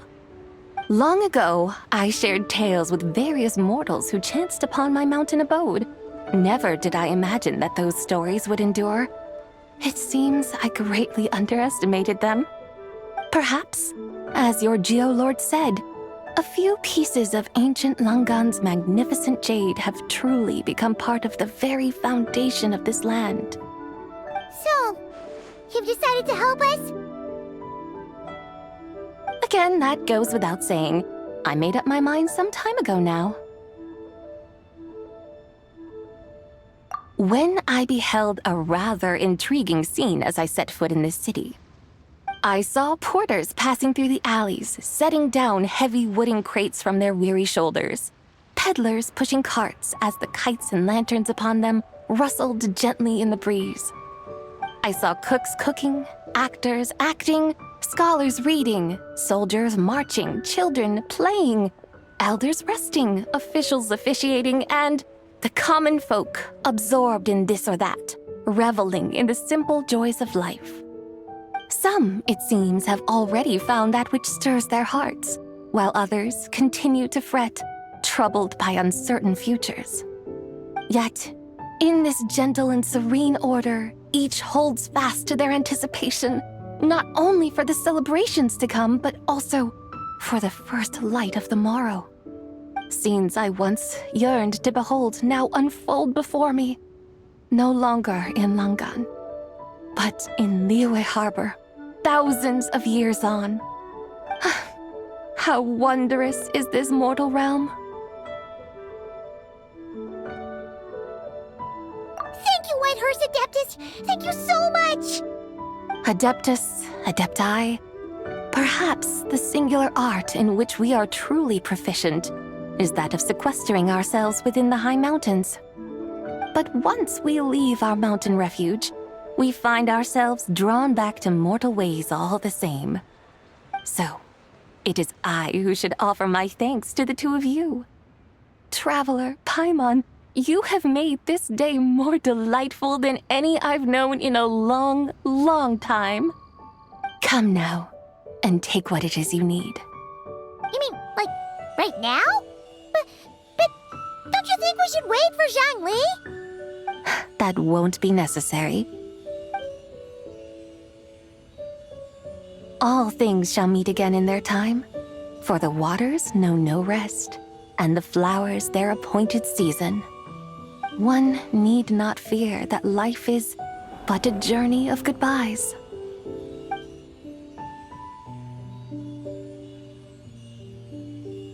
Is she gone?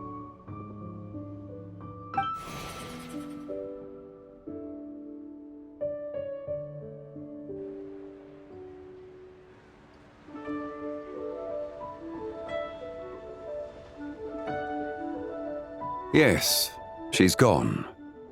A deadly self is formed from the body's impure vapors, so naturally it cannot survive long in this world. Had it not been sustained by the remnant of Zibai's soul, it would have faded away a long time past. Now that the remnant is gone, it has severed its ties to the mortal world. Zhangli! When did you get here? A while ago. I would have thought you'd at least want to say goodbye. Though mountains endure, the ceaseless waters will, at last, wear away their sharp edges. Thus must I meet the marks wrought upon her by the ruler of time with great caution.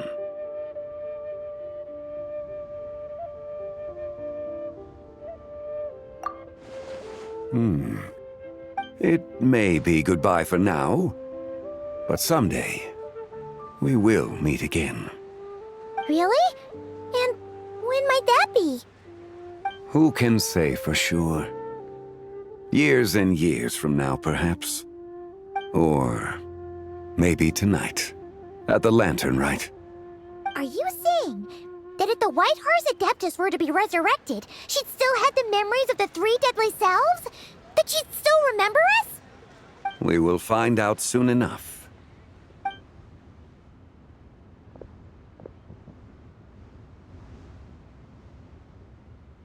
It is time. The rite is about to begin.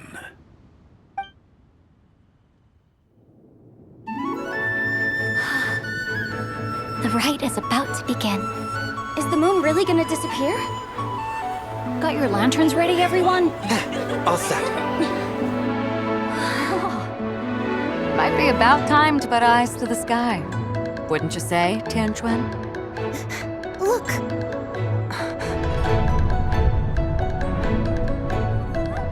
When the sun's out, eat the sun. When the moon's out, eat the moon. Whoa, is this the lunar eclipse? Under moon eternal, in radiant night, a maiden grants silk, soft and light.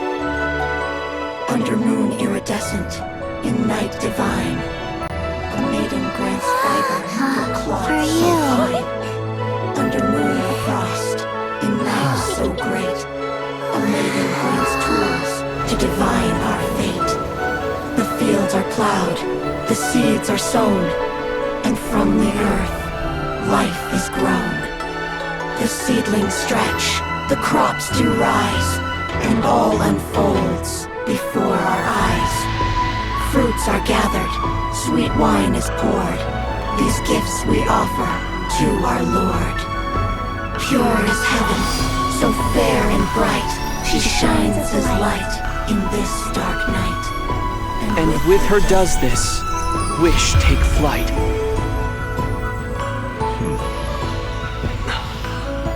Devoted soul, scattered and unbound. Let this lantern guide you home. By its light be found.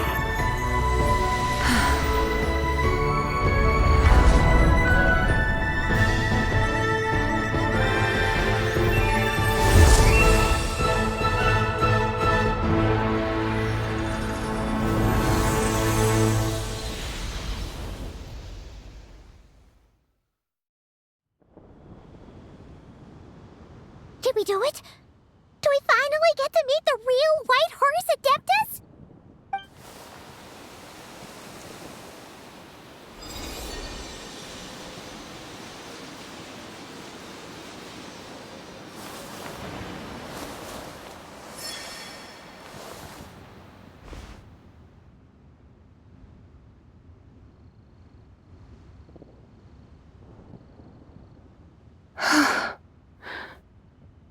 This place. Where am I? A familiar land, now known by the name of Liyue. Liyue? The peaks adorn the clouded moon. Then, who might you be? Oh no! She seems to have lost all her memories after all. And those countless lights in the sky. What are they? These lights, each like a dwelling in glad accord, usher in this day of joyous rebirth. And whose rebirth might that be? That of my old friend, Zibai. Zibai? Yeah, that's you! Don't you remember anything at all? That's... me? Oh, yes. The envoy of the Lunar Palace, my name, is Zibai indeed. Then, you must be... the Lord of Geo, Heaven's Star. Many years have passed since we last saw one another. Zibai, my friend, welcome home. Home? But why does this place, this Liyue, feel at once so strange and yet so familiar? Who you are? Who are you? Ah, yes, I remember now. You are that young Wushu dancer, the one who seeks disciples. How fares your quest for disciples? It must have yielded a truly prolific body of students by now, I trust. Hey, you've talking about gaming! But I could have sworn... Oh, that's right. You're that impudent blonde youngster who kept meddling in my affairs. And to think you even had the audacity to presume yourselves worthy of being... What was it again? Ah, yes, of being my guides. How very wonderful to see you again, my most faithful and beloved guides. I trust all has been well in my absence? Well, she finally got it right. But that sudden mood swing felt even weirder. It's like her head's packed full of slimes. It is possible that her cells have not yet settled. After all, they've only just been brought back together. It may be some time before she fully recovers. Huh? You mean, kinda like she's still half asleep?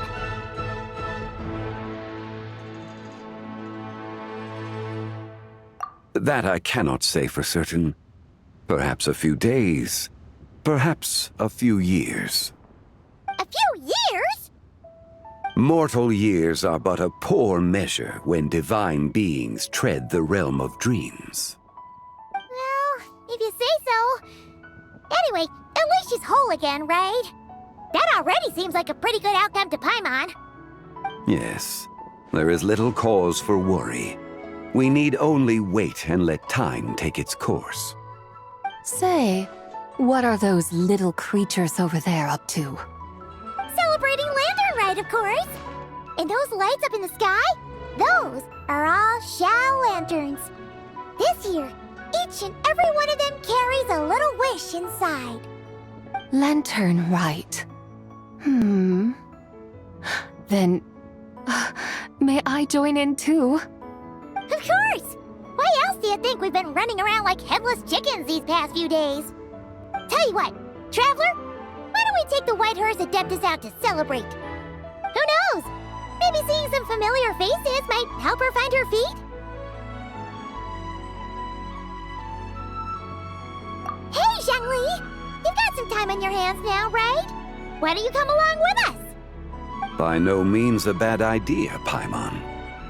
Oh, and Sabai, before Paimon forgets, when we meet the others later, remember to wish them a happy LanternRite. Happy... LanternRite? Happy LanternRite! Yes, happy LanternRite indeed. Well then, let's go!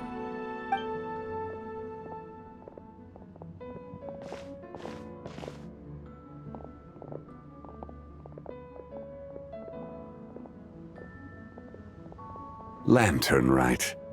A night of joy, reunion, and moonlit blessings for all.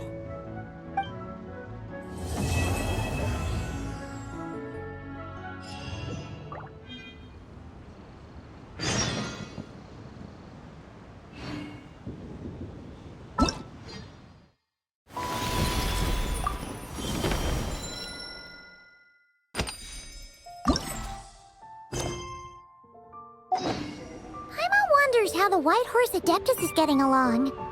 Maybe we should check in on her? We can ask Zhangli where she is. Oh, looks like Zhangli hasn't stopped by for tea today. Hey, are you two looking for your friend? Try going up that way. Is Zhangli up that way? No, but that young lady who was dressed up as the White Horse Adeptus the other day is. She's your friend, right? I just saw her head toward Wanmin Restaurant. I was wondering why she was eating alone. But then you two showed up hot on her heels. Oh, what luck! We were just on our way to find her. But what's she doing at Wanmin Restaurant? I have no idea. I said hello, but she completely ignored me.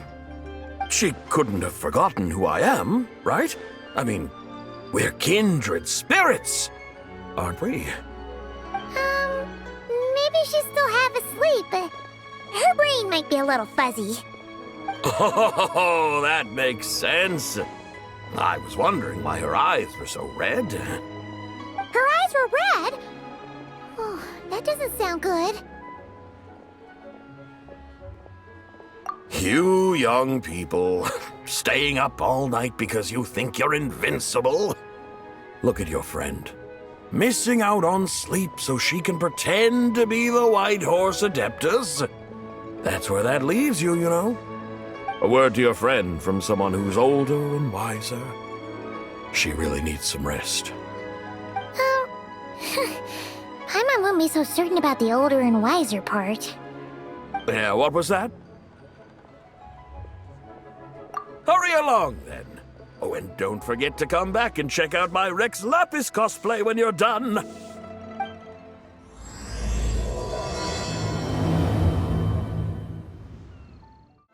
Where's the proprietor? Come out and see me at once!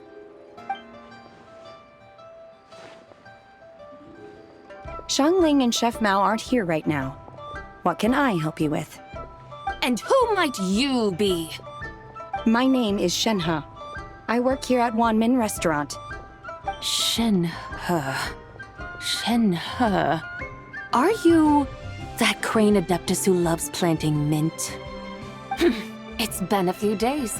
Have you improved your gardening skills? Did you manage to cover the slopes with mint? Mint? I don't know anything about mint. But I am familiar with Qingshen and glaze lilies.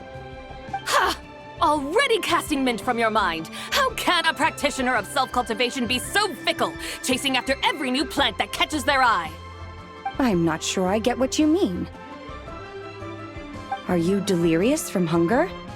Would you like something to eat? Shenhe! White Horse Zabai! So this is where everyone is! Traveler, Paimon. It's been a long time. Happy LanternRite.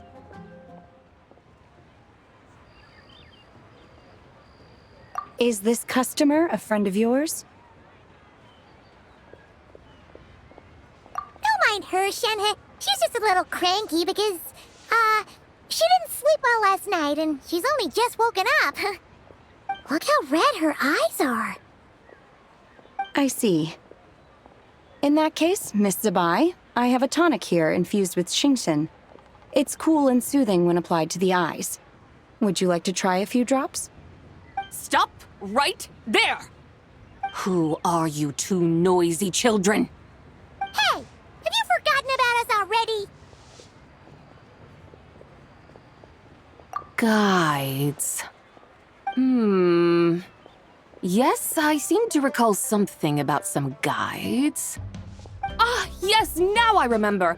What luck! I was just looking for someone to show me the way to Elong Wharf. Huh! Is she starting to come around?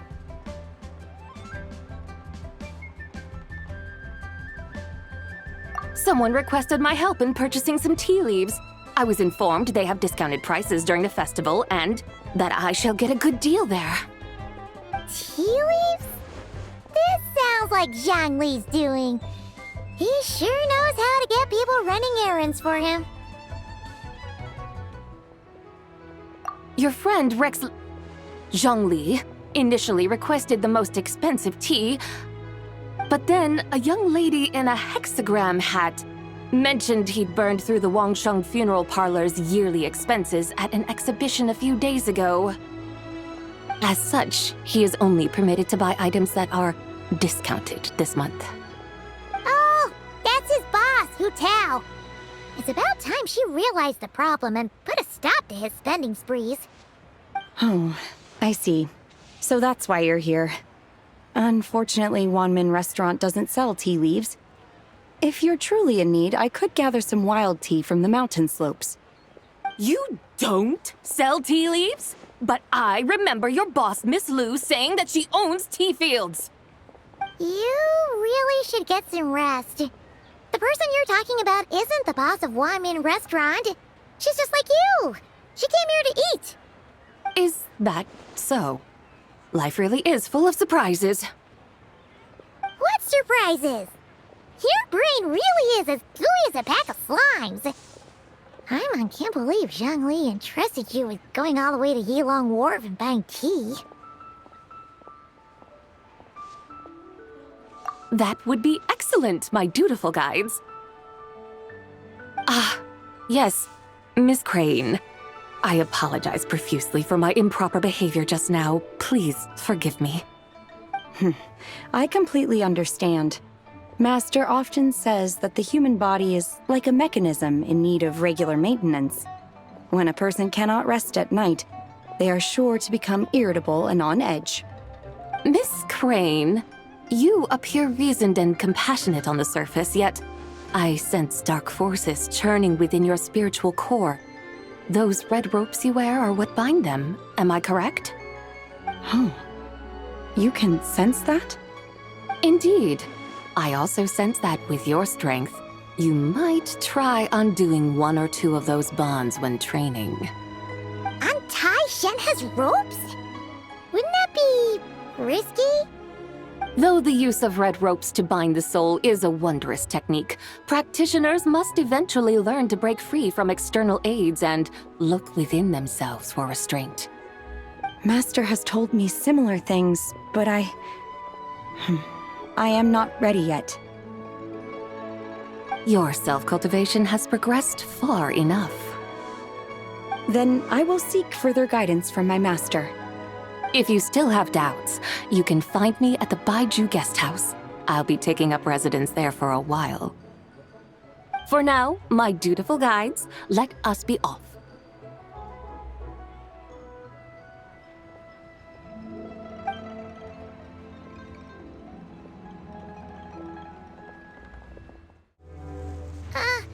Aren't we going to Yilong Wharf?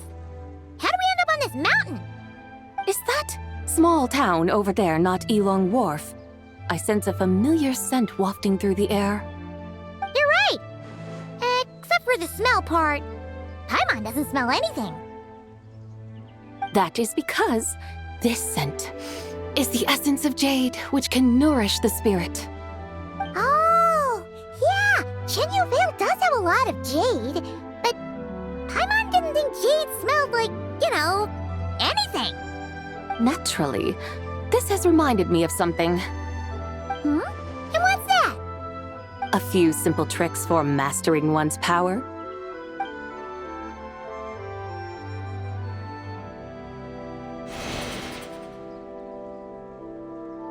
What is that thing?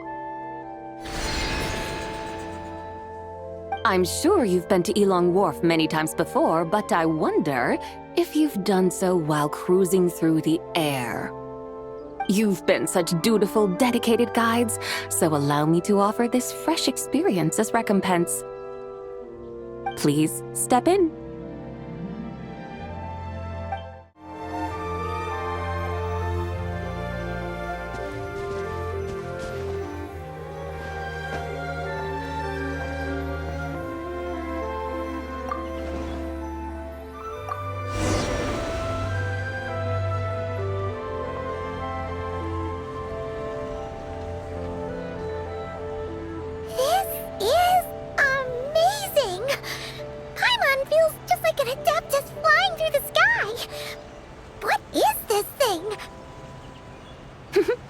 I created it from my memories of the chariot of the Lunar Palace. Many years have passed since I last laid eyes upon it, so there may be some discrepancies. Nonetheless, it is functionally much the same. A lunar chariot? Wow! Paimon never imagined she'd get to ride in one! So, Sabai, does that mean you used to work on the moon? Work. That's an interesting way to phrase it, though I suppose you are correct. I was once an angel, a member of a race tasked with guiding humanity. Then, graced by serendipity, I became a moon envoy. Huh? What's a moon envoy? Some kind of super important angel? As you would understand it, a moon envoy is a job title. Any angel, or non-angel, can become a moon envoy. Does that mean you're not the only one? Of course not. Though my memories are still hazy, I vaguely remember some of my colleagues. There was one who liked to take on the form of an ibis. An ibis? tea? Can all moon envoys turn into animals? Does it mean Lauma could take that job? She can turn into a deer, and moon chanters are some sort of Luna envoy anyway, right? Moon chanter? I have no idea what those are. Oh, okay then.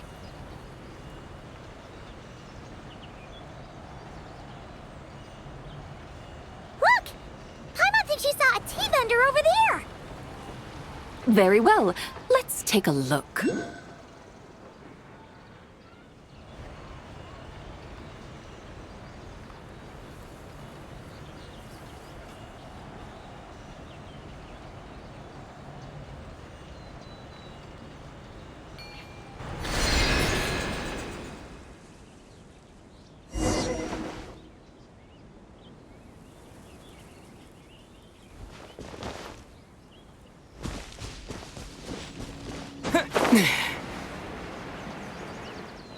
Welcome, please have a look around. We only sell teas of the finest quality sourced directly from Chaoyang Village. Right now we're offering a special discount for LanternRite. Look over there! Discounted tea!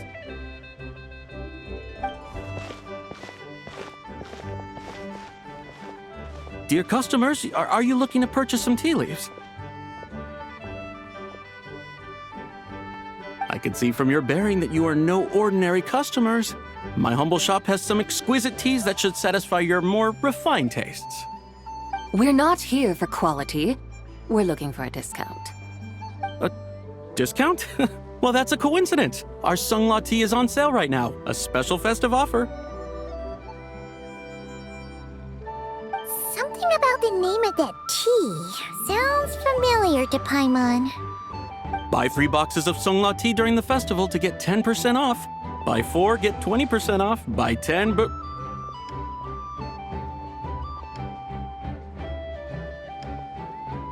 That's right! 10 boxes at half price. Have you been to our shop before by any chance? Oh, Paimon's definitely heard this spiel before. 3, 4, 10, 10, 20, 50. Zabai, what are you muttering about? When purchasing 3, 4, or 10 boxes, the corresponding discounts are 10, 20, and 50%. The intervals between the two sets of numbers are 1 and 6, and 10 and 30. Look! Her eyes turned blue! That's gotta be a first! If the differences between intervals remain equal, the interval after 6 should be 6 plus the difference between 6 and 1, which is 11. Similarly, after 30, the next interval should be 50. Therefore, extrapolating upward, the next two numbers in each set should be 21 and 100. You're making Paimon's head spin! Those numbers, what do they mean? They mean that if we buy 21 boxes of Sungla tea, we should get a 100% discount! 100% discount? You mean we'll get them for free? Oh, there was a pattern to the discounts. Is that right? The pattern we speak of is mathematics, little one. A pattern that is always right. That's amazing! You're a shopping genius, Zabai. Oh, wait. Something feels off here. I had no idea our shop's discounts were tied to the laws of nature. I've learned so much from you, dear customer. No need to thank me. Now, please give us our 21 boxes of free tea. Wait! What's the matter? Paimon just realized what it is that's not right. It took you long enough. We got the short end of the stick! Think about it. If we don't have to pay when buying 21 boxes, then if we buy even more, the vendor should be paying us money instead, right? Huh? Hey, Zabai, work this one out. If we buy 100 boxes, we'd make loads of money, wouldn't we? It stands to reason. Wait a moment, dear customers. Don't you think you're haggling a little too hard? You are the one dictating the discounts. We're simply extrapolating the numerical patterns within. As such, we are hardly haggling. You have a point. However, that's right. I'm so sorry. I just remembered. My supplier didn't come today, so we don't have any tea after all. Such a shame. Terribly sorry about this. Awful luck. Where can we find your supplier? Well... Not to fret. We'll save you the effort and go straight to the source ourselves. Well, you see, dear client, the supplier's discount isn't as generous as ours. You won't be able to get the same price from them. Huh? Does that mean they won't pay us for taking their tea? They might not even offer you 100% discount. How very unfortunate. Nevertheless, as the original supplier, they must offer some sort of discount. Besides, we're not looking to make money. We just want a good deal. Well, that's great. My suppliers are all tea farmers from Chaoying Village. You can go ask around the village, but please don't say I sent you. Do not worry, we appreciate your generosity. Referring customers to your business partners, even choosing to remain anonymous, the demeanor of a true gentleman indeed. Your business will surely prosper. I hope you're right. Then let us head to Chaoying Village. Do you know the way, my guides? Of course! Just follow us!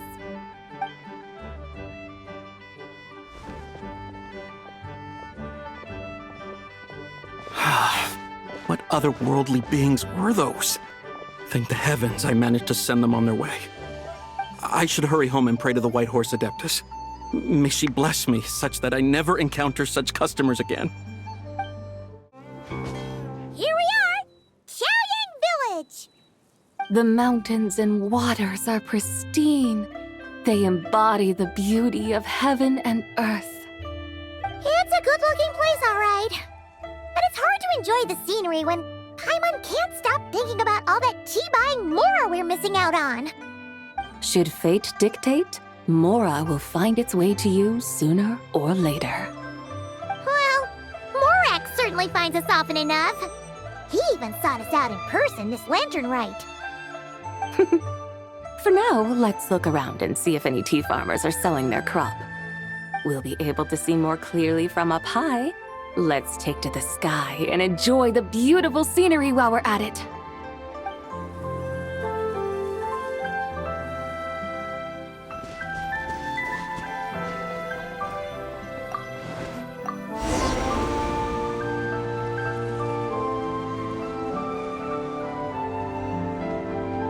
Wow! Chaoying Village looks beautiful from up here.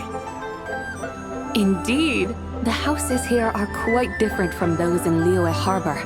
They follow the natural contours of the mountains, forming unique, elegant structures. Yeah, it's super beautiful. The white walls and dark tiles frame the emerald waves of the terraced fields, while the curved eaves and tall gateways juxtapose each other with grace. It's almost too beautiful to be true. The crowing of roosters and barking of dogs, the calls of farmers working the fields, a vibrant pastoral chorus overflowing with earthly vitality. Yeah, it's incredibly beautiful, huh? Have you studied the linguistic arts by some chance? Huh? Your vocabulary for beauty seems rather constrained. Paimon knows how to say pretty as well. I see. Now then, let's take a look around and see if we can find any farmers selling tea.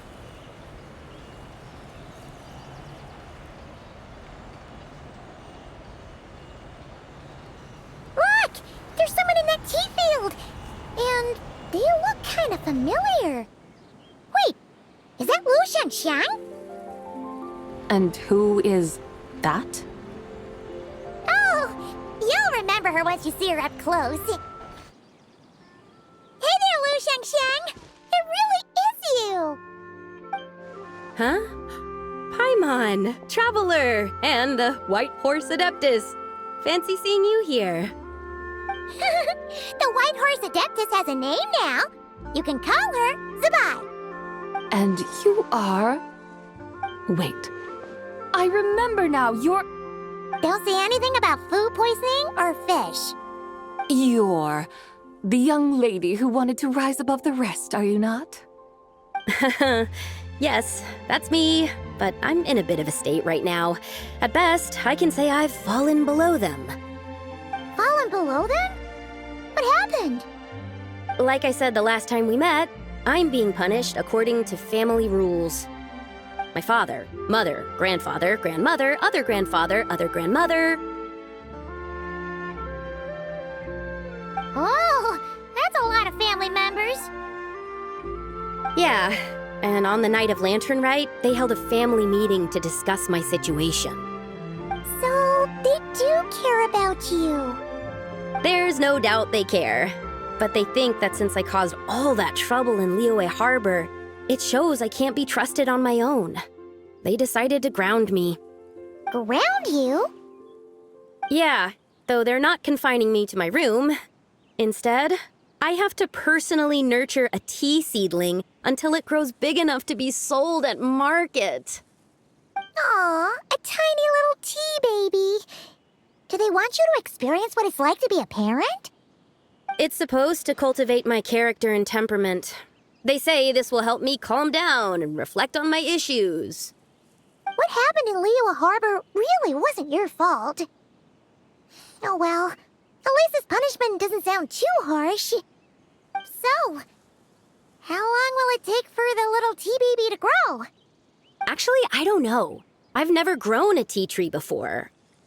It usually takes 2 or 3 years. 2 or 3 years? Yes, the tea in this garden requires 2 or 3 years to mature. That long? Zabai, you're not making this up, are you? How do you know so much about growing tea? When the plants thrive and grow, that is the meaning of my name. I can tell at a glance when their season of ripening will come. Do I really have to waste 2 or 3 years here? Why is this happening to me? I'd only just found my direction in life.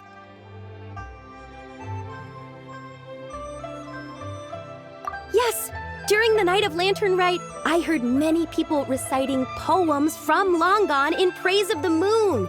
In that moment, I suddenly felt a great sense of pride. I mean, I helped excavate cultural artifacts from Long Gone, so I contributed to the revival of these poems too, right? So I decided to stay with the archaeological team. I want to unearth even more history. I see. And are you sure that's what you want to do?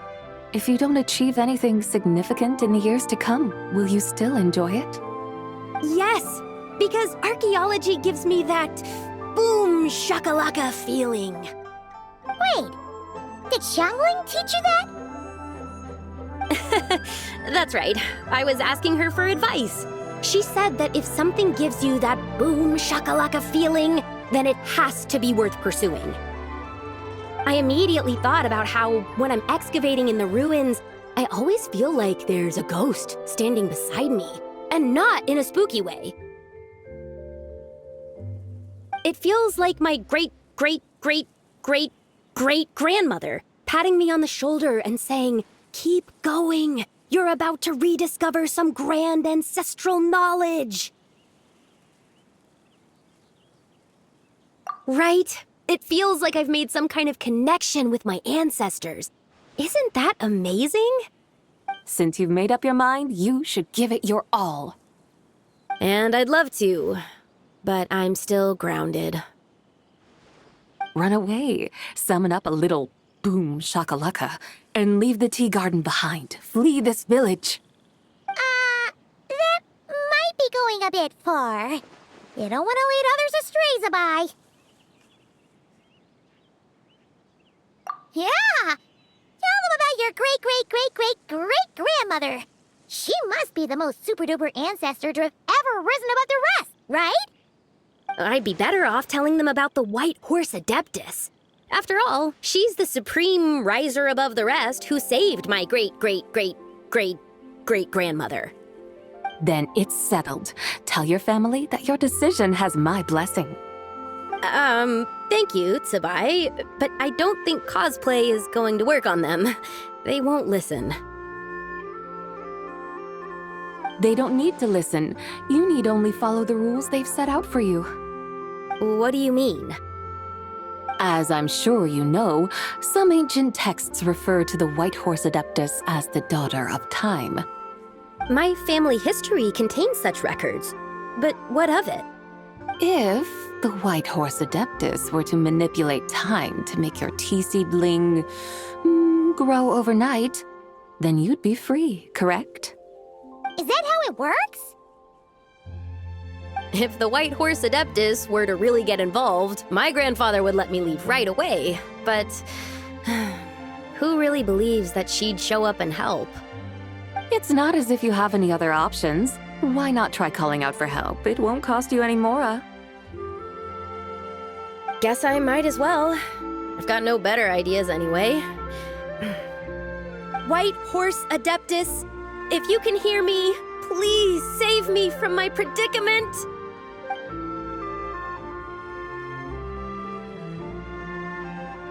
Ugh. Nothing happened, as expected. Perhaps the White Horse Adeptus has already heard your prayer. Why not come back here tomorrow and take a look? By then, the seedling you planted may well have grown into a thriving tea tree. Thank you, Tsubai, for trying to comfort me. I do feel better now, kinda. But can't you really do something like that? Oh, it's getting late. Why don't you all stay at my house tonight? My family may be strict with me, but they're always welcoming to guests. That sounds great! Let's get some sleep and then come back here tomorrow to see if our tea baby has grown.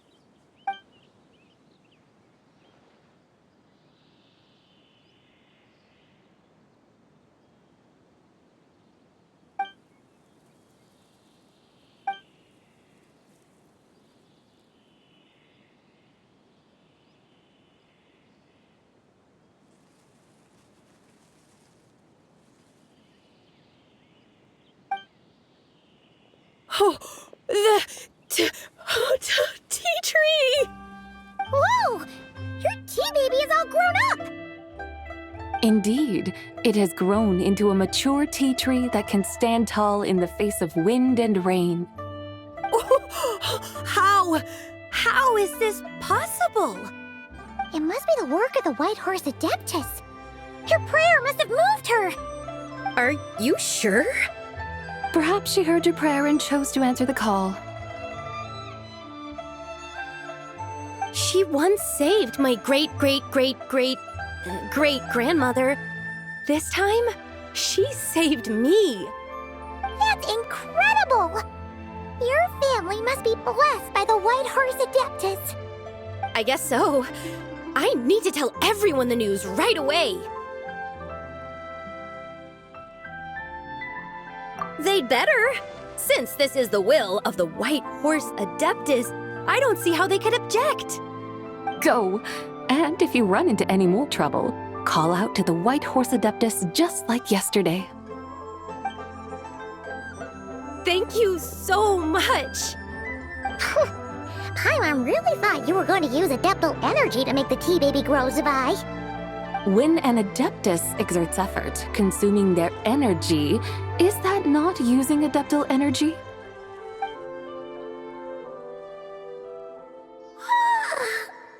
All right. What are we doing out here in the middle of the night? We're here to help Lu Xiangxiang fulfill her wish, of course. Can you really make the tea baby grow? It won't be easy, but there are ways.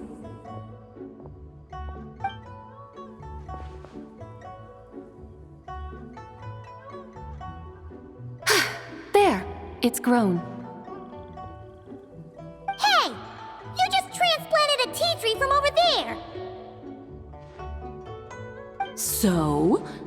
mature tea tree here now, yes?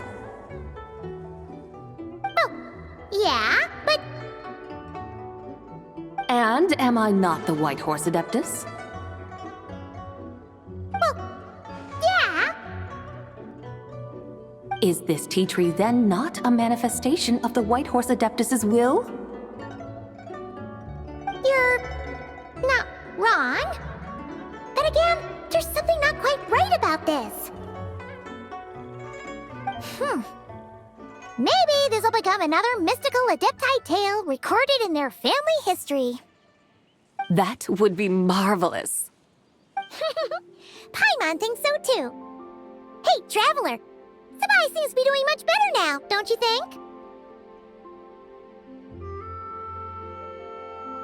Oh, Paimon bets that's why Zhongli chose to send her on this errand. That's a great idea! We've already shown her Liyue Harbor, Yulong Wharf, and Xiaoying Village. How about we head to Qingce Village next? Qingce. That name sounds familiar. The scenery there is really beautiful. Pretty, too. It's the perfect sightseeing spot. How about we show you around? I must say, I have been mightily impressed by the mountains and waters of Liyue. Please lead the way, my dutiful guides. Alright, let's go!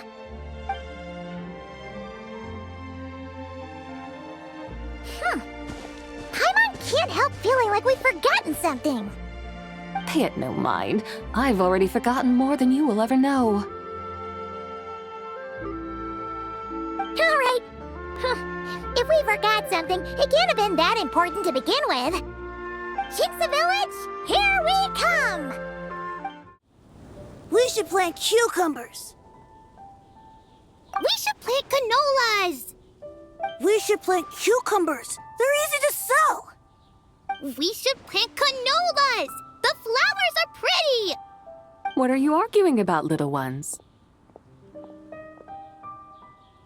We're deciding what to plant in our field once LanternRite is over.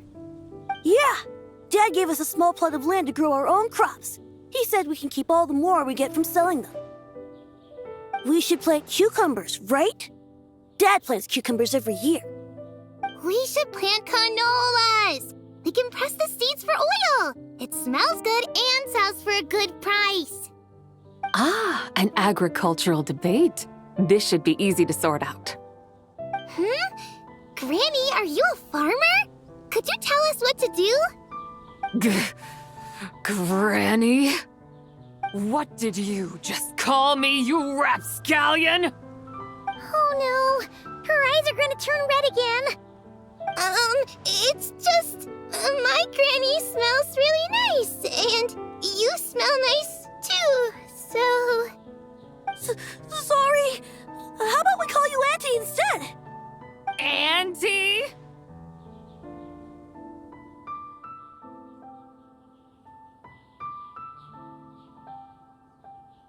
Oh, all right. Big Sis Sabai, can you help us decide whether we should grow cucumbers or canolas in our field? You little rascals! Using priceless land like this just for cucumbers and canolas? What a waste of heaven's gifts! Huh? What should we plant instead? With the coming of spring, when all things awaken, the field should be sown with the 5 grains. What are those? The 5 grains are life's staples, the heart of the people's table. I notice the people here mostly eat rice, so that is where you should begin. Based on the local climate and soil, seedlings planted in mid to late spring should produce mature grain within 2 or 3 months. When autumn comes, you can plant a second crop, with time still to harvest it before the first frost. The rice you harvest can be sold at market or kept in your stores. It's a far better choice than cucumbers or canolas. Oh, but Big Sister Sabai, I like canolas. That's no issue. It is unsuitable for continuous cropping in any case. You can rotate it with rice to maximize your yields. After the second rice harvest, around wintertime will be the perfect opportunity to sow their seeds. And when they mature in mid to late spring, you shall be just in time to sow the first rice crop of the year in turn. This way, your field will sustain balance, rice and canola in a harmonious cycle. Wow! That means we'll have crops to harvest all year round! Wait a minute! If rice and canola take up the whole year, what about my cucumbers? A firefly dares rival the brilliance of the moon? In what twisted universe should cucumbers vie for land with rice? Big Sis Tsubai! You're going to hurt Lil Bee's feelings! Auntie hates cucumbers!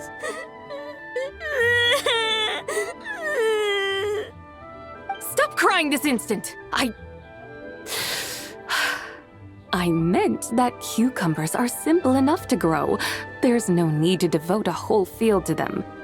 Just find an empty corner of your yard, scatter some cucumber seeds in the earth, and before you know it, you'll have a thriving patch of vines. Cucumbers delight in sunlight and moisture, but they suffer in cold weather. If you wish to plant them this early in the year, you should make sure they're protected from frost. Wow. Is it really that simple? Let's hurry home and get started right away! Are you really in that much of a rush? Well, thanks, Big Sis Tsubai, who's fierce but really good at farming. We gotta go! Thanks, Big Sis Tsubai! See you around! Paimon never imagined you'd know so much about farming. What's so strange about that? The people of Longon called me the god of soil and grain. Are the fields not made of soil? Is rice not one of the 5 grains? Huh. That's true. So, if the god of soil and grain is a farming god, that means the White Horse Adeptus must be a farming adeptus, right? Of course the god of farming is down to earth. Mind your tongue, impertinent child. How dare you diminish the lofty bearing of an adeptus? Hey! You're the one who said the god of soil and grain is all about farming. Enough! It's time for us to take to the skies once more. Join me now. Witness the majesty of mountain, water, and field, and broaden your horizons.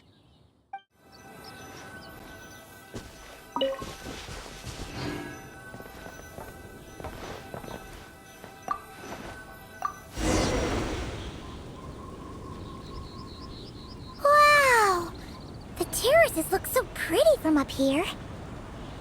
The mountains tower like pagodas, the hills coiling at their feet like shells.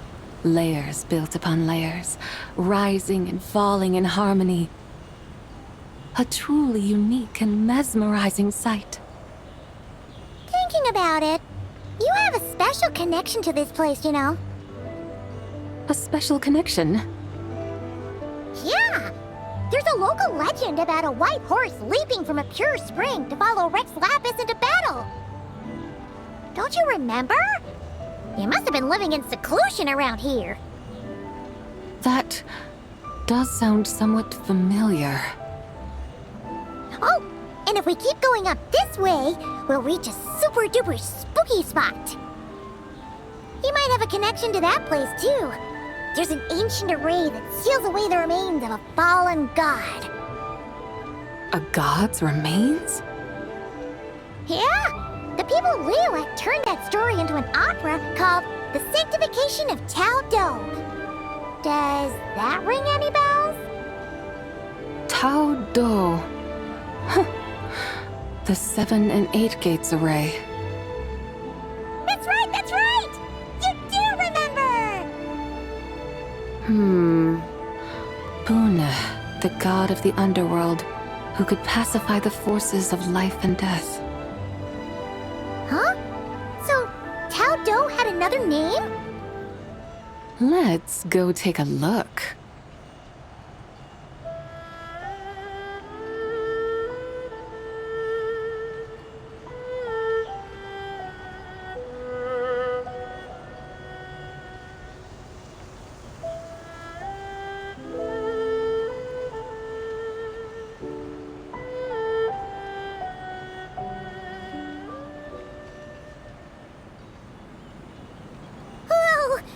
we've arrived at Wulwang Hill. The atmosphere just turned spooky. I can't help but feel there's something strange about this friend you haven't seen in ages. Huh? Paimon thought she heard someone's voice. Let's head down and check it out.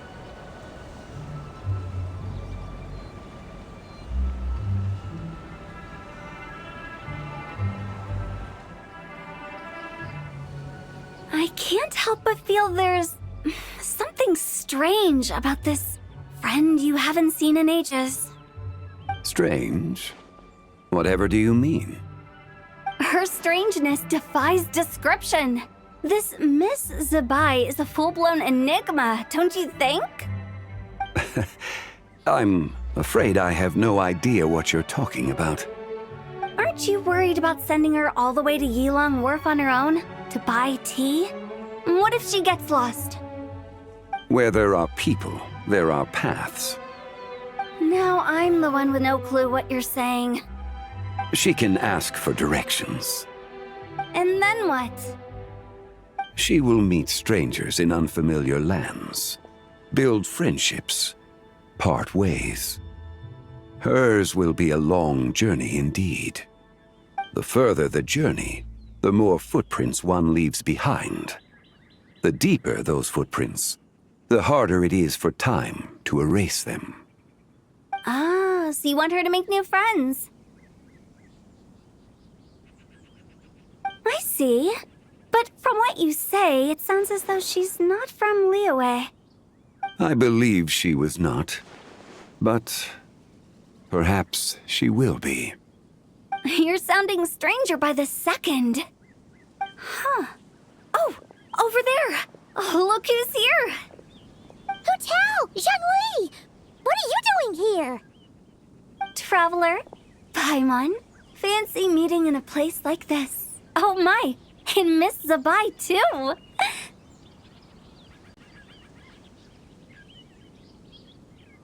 Sounds like fate to me. We were taking Zabai to buy some tea from Yilong Wharf. Zhongli sent her there, though she didn't even know the way, and... Oh, drat! We forgot the tea! Oh, Paimon knew we were forgetting something!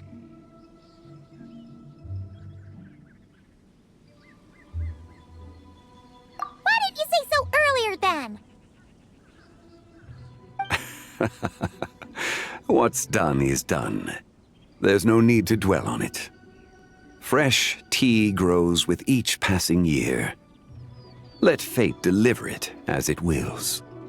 Exactly. You can get tea wherever you go. You're hardly running low now, are you? Paimon feels a lot better now that you've said that. Still, I'm a little confused. If you were buying tea, how did you end up all the way out here?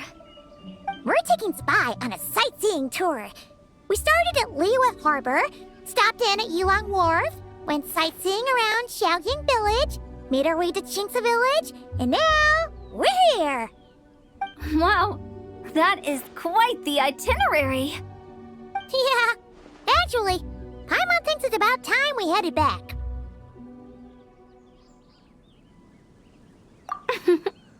I'm here to pay my respects to my ancestors. My dear consultant kindly agreed to join me. It is LanternRite, after all. Adepti and ancestors should be venerated alike. Ancestors? Wait, could you be? Are you heir to the Wulwang Kid? Or perhaps the lone butterfly of the Crimson Flame? Whoa, have you got all your memories back? Huh? Miss Zabai, you know about the Wangsheng funeral parlor and the 8 adepts? I happened to hear a storyteller expound on the sanctification of Taodo. Lots of people know that story, sure, but very few can discern my family lineage from just a glance. Well, Zhongli, your friend here really is quite something. Unfortunately, there's no time to dally right now. We have a hill to climb. Perhaps once today is done, we can find time to chat over tea, recite poetry, and admire the moon? That would be wonderful, Director Who. Oh, and before we go, you've been traipsing around all day. I suggest you stop off at the Wangshu Inn on your way back for a good night's rest. Wouldn't do to exhaust yourselves, Don't mention it. All right, we'll take our leave now. See you later. Hotel's so thoughtful. Why don't we follow her advice and stay at the Wangshu Inn tonight? Sabai, you can see the whole of Dihua Marsh from up there. The view's amazing. Plus, you can sample Smiley Yin-Xiao's cooking. Wangshu, an intriguing name. It couldn't hurt to check it out. Awesome! Let's go! Is that towering structure Wangshu Inn? Sure is. We can take the lift up from over there. Always walking the path long trodden. Does retracing others' footsteps not tire you? Come on, get in. We'll fly to the top.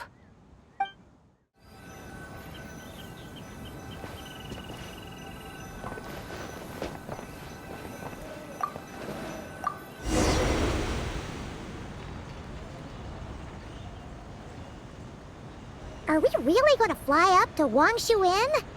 Isn't that a bit showy? All the guests are going to see us. Is that a bad thing? To be able to witness an Adeptus. This will surely add to the inn's appeal, not to mention the room prices. The owner will thank us. You seem to really like showing off your powers. This inn's architecture is incredible, and the surrounding countryside radiates a picturesque charm. No wonder the new proprietor of the Baiju Guest House thinks he can't compete and has decided to change his own establishment's name. The new proprietor? Ah, you mean Lu Shengsheng's dad. So you know about that, too. Personally, Paimon thinks it should go with something like Rex's Rest. That's a contender's name if Paimon's ever heard one. A fitting name indeed. So you think the guest house should change its name too? Paimon kinda thought you'd say something like, "Such sacrosanct traditions must never change." Time flows ever onward. Why should the rules of yesterday be carried forward into the world of tomorrow? The people of today should determine what is to be kept. Huh. You're not as old-fashioned and stuffy as Paimon thought.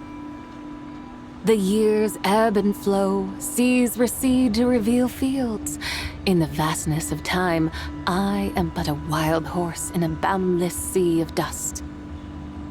Even Rex Lapis, having waded through the waters of the river of time, is not quite the same as before. Zhongli? What was he like before? That is another story for another time.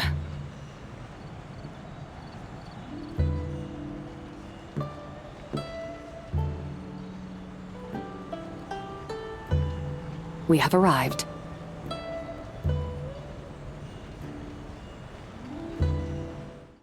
This is the first time Paimon's ever flown up to Wangshu Inn on a chariot. Everything's so different when you're up high. Wangshu. Like moon lanterns and Shao lanterns. Might it all be a coincidence? What's a coincidence? Do you not know what Wangshu means? Not bad. You're clearly much sharper than your diminutive companion. Wangshu can refer to the moon, but its original meaning is actually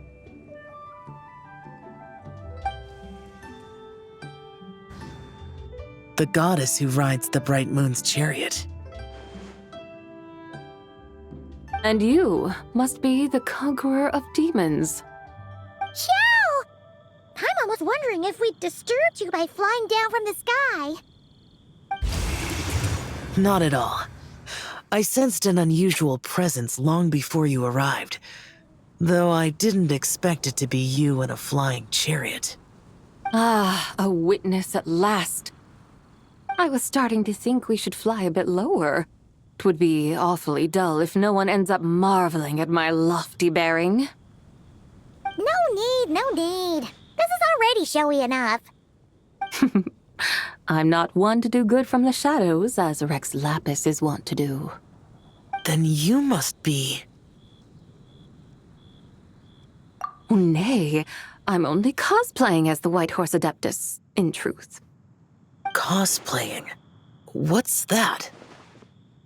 Ugh, ignore her nonsense. She's a genuine article. The one and only, completely authentic White Horse Adeptus. It's just... Xiao, did Zhang Li say anything about her being a teensy bit... not quite right? Mental instability, perhaps? Did Zhang Li tell you that? No, this is my own speculation. Well, you pretty much hit the nail on the head.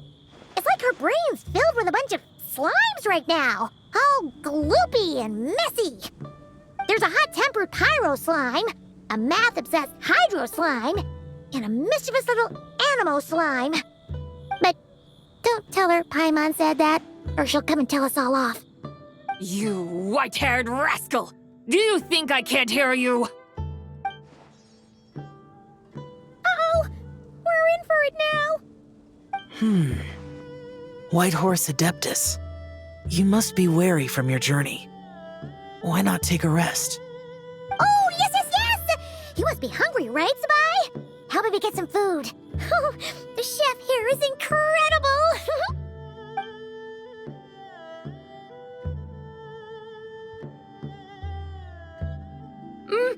It's so hot! So spicy! Are you okay? Do you want Paimon to get you some water? Don't worry about me. I just need to pace myself.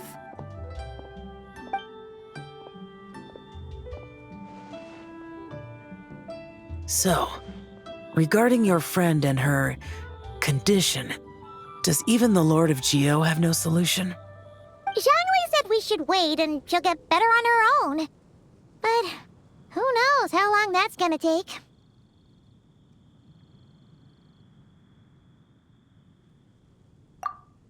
Is that why her personalities change so easily? Paimon thinks that has something to do with her 3 deadly selves. Zhangli told us that the deadly selves are impure, affecting living things that get too close. The White Horse Adeptus's remnant spirit was attached to the deadly selves for a long time. It makes sense that her temperament and memories would have been influenced by them. But Paimon still doesn't really understand what the 3 deadly selves actually are. Paimon, as you do not practice self-cultivation, I cannot help you fully understand. But you can think of them simply as emotions and desires.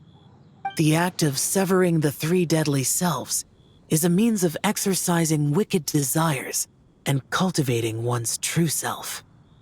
I believe other nations have similar practices. In Sumeru, it is known as shattering Atmagraha.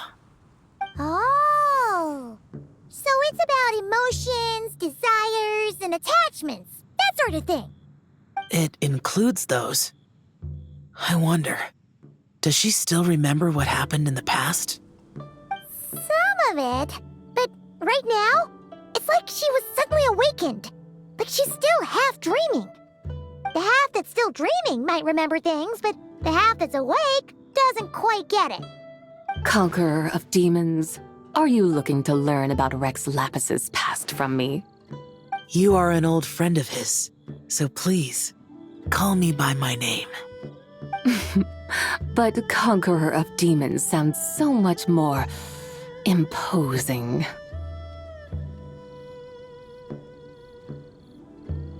In days of yore, he was the Lord of Geo, Heaven's Star. Huh? You said the same thing the day you came back, but what does it mean? I'm afraid I can't remember. Hey, did you really forget? Or are you just pretending so you don't have to tell? Why not ask Rex Lapis himself? Whether I've forgotten might be up for debate, but I am certain he remembers. He must have his reasons for not raising the past, and you likely have similar concerns. I shouldn't have asked. An answer that suits your style, General Elatis. Now that we're on the subject, though, I suddenly remembered something. Which is? In the distant past, there was a feast, which I attended. I faintly recall the Lord of Geo also being present that day. Oh! And then? What happened?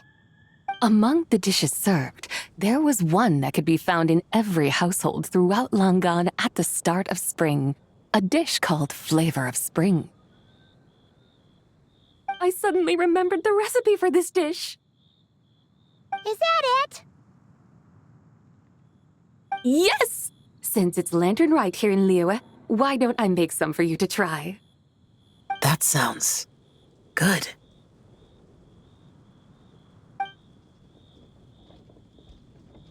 Wow! It might not have been the story Paimon was hoping for, but this looks delicious! The spring breeze stirs. Now is the perfect time to savor this dish. My dutiful guides have gone to great trouble to show me around Liyue, and even the Conqueror of Demons has graced us with his presence. I feel deeply honored. This flavor of spring is my way of expressing my gratitude. There's no need for such grand words.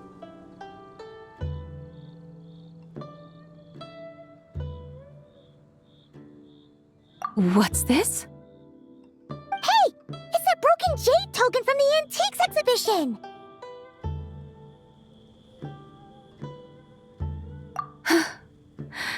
Indeed. This was once an adeptal treasure of mine. I'm amazed it ended up in your hands. Alas, it serves little purpose now in its fractured state. Please, keep it as a memento. Oh, that's a shame. Can't we fix it? This is the way of the world. Once jade is broken, it can never be made whole. Then, what about forging a new one? That is a good point. That it has ended up in your hands must be a message from fate. I could try to craft it into a little trinket for you. One that might prove useful on your journey. Ooh, what sort of trinket? It's just a passing thought, one that will require the right opportunity. I'll think about it more when the time comes. Now that we've had our fill, we should get some rest. Tomorrow we return to Liyue Harbor, where I'll have need of your guidance once more.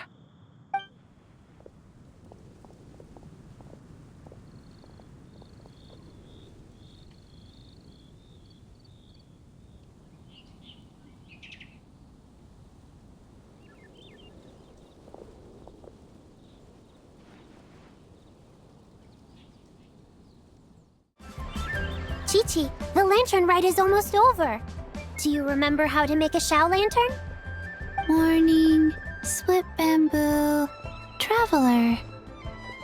And get silk, make Paimon. You've got it all mixed up again. They're here again. Yow! Looking good in that new outfit, huh? Hey, it's Paimon! Dr. Baiju gave this to me as a gift. How does it suit me?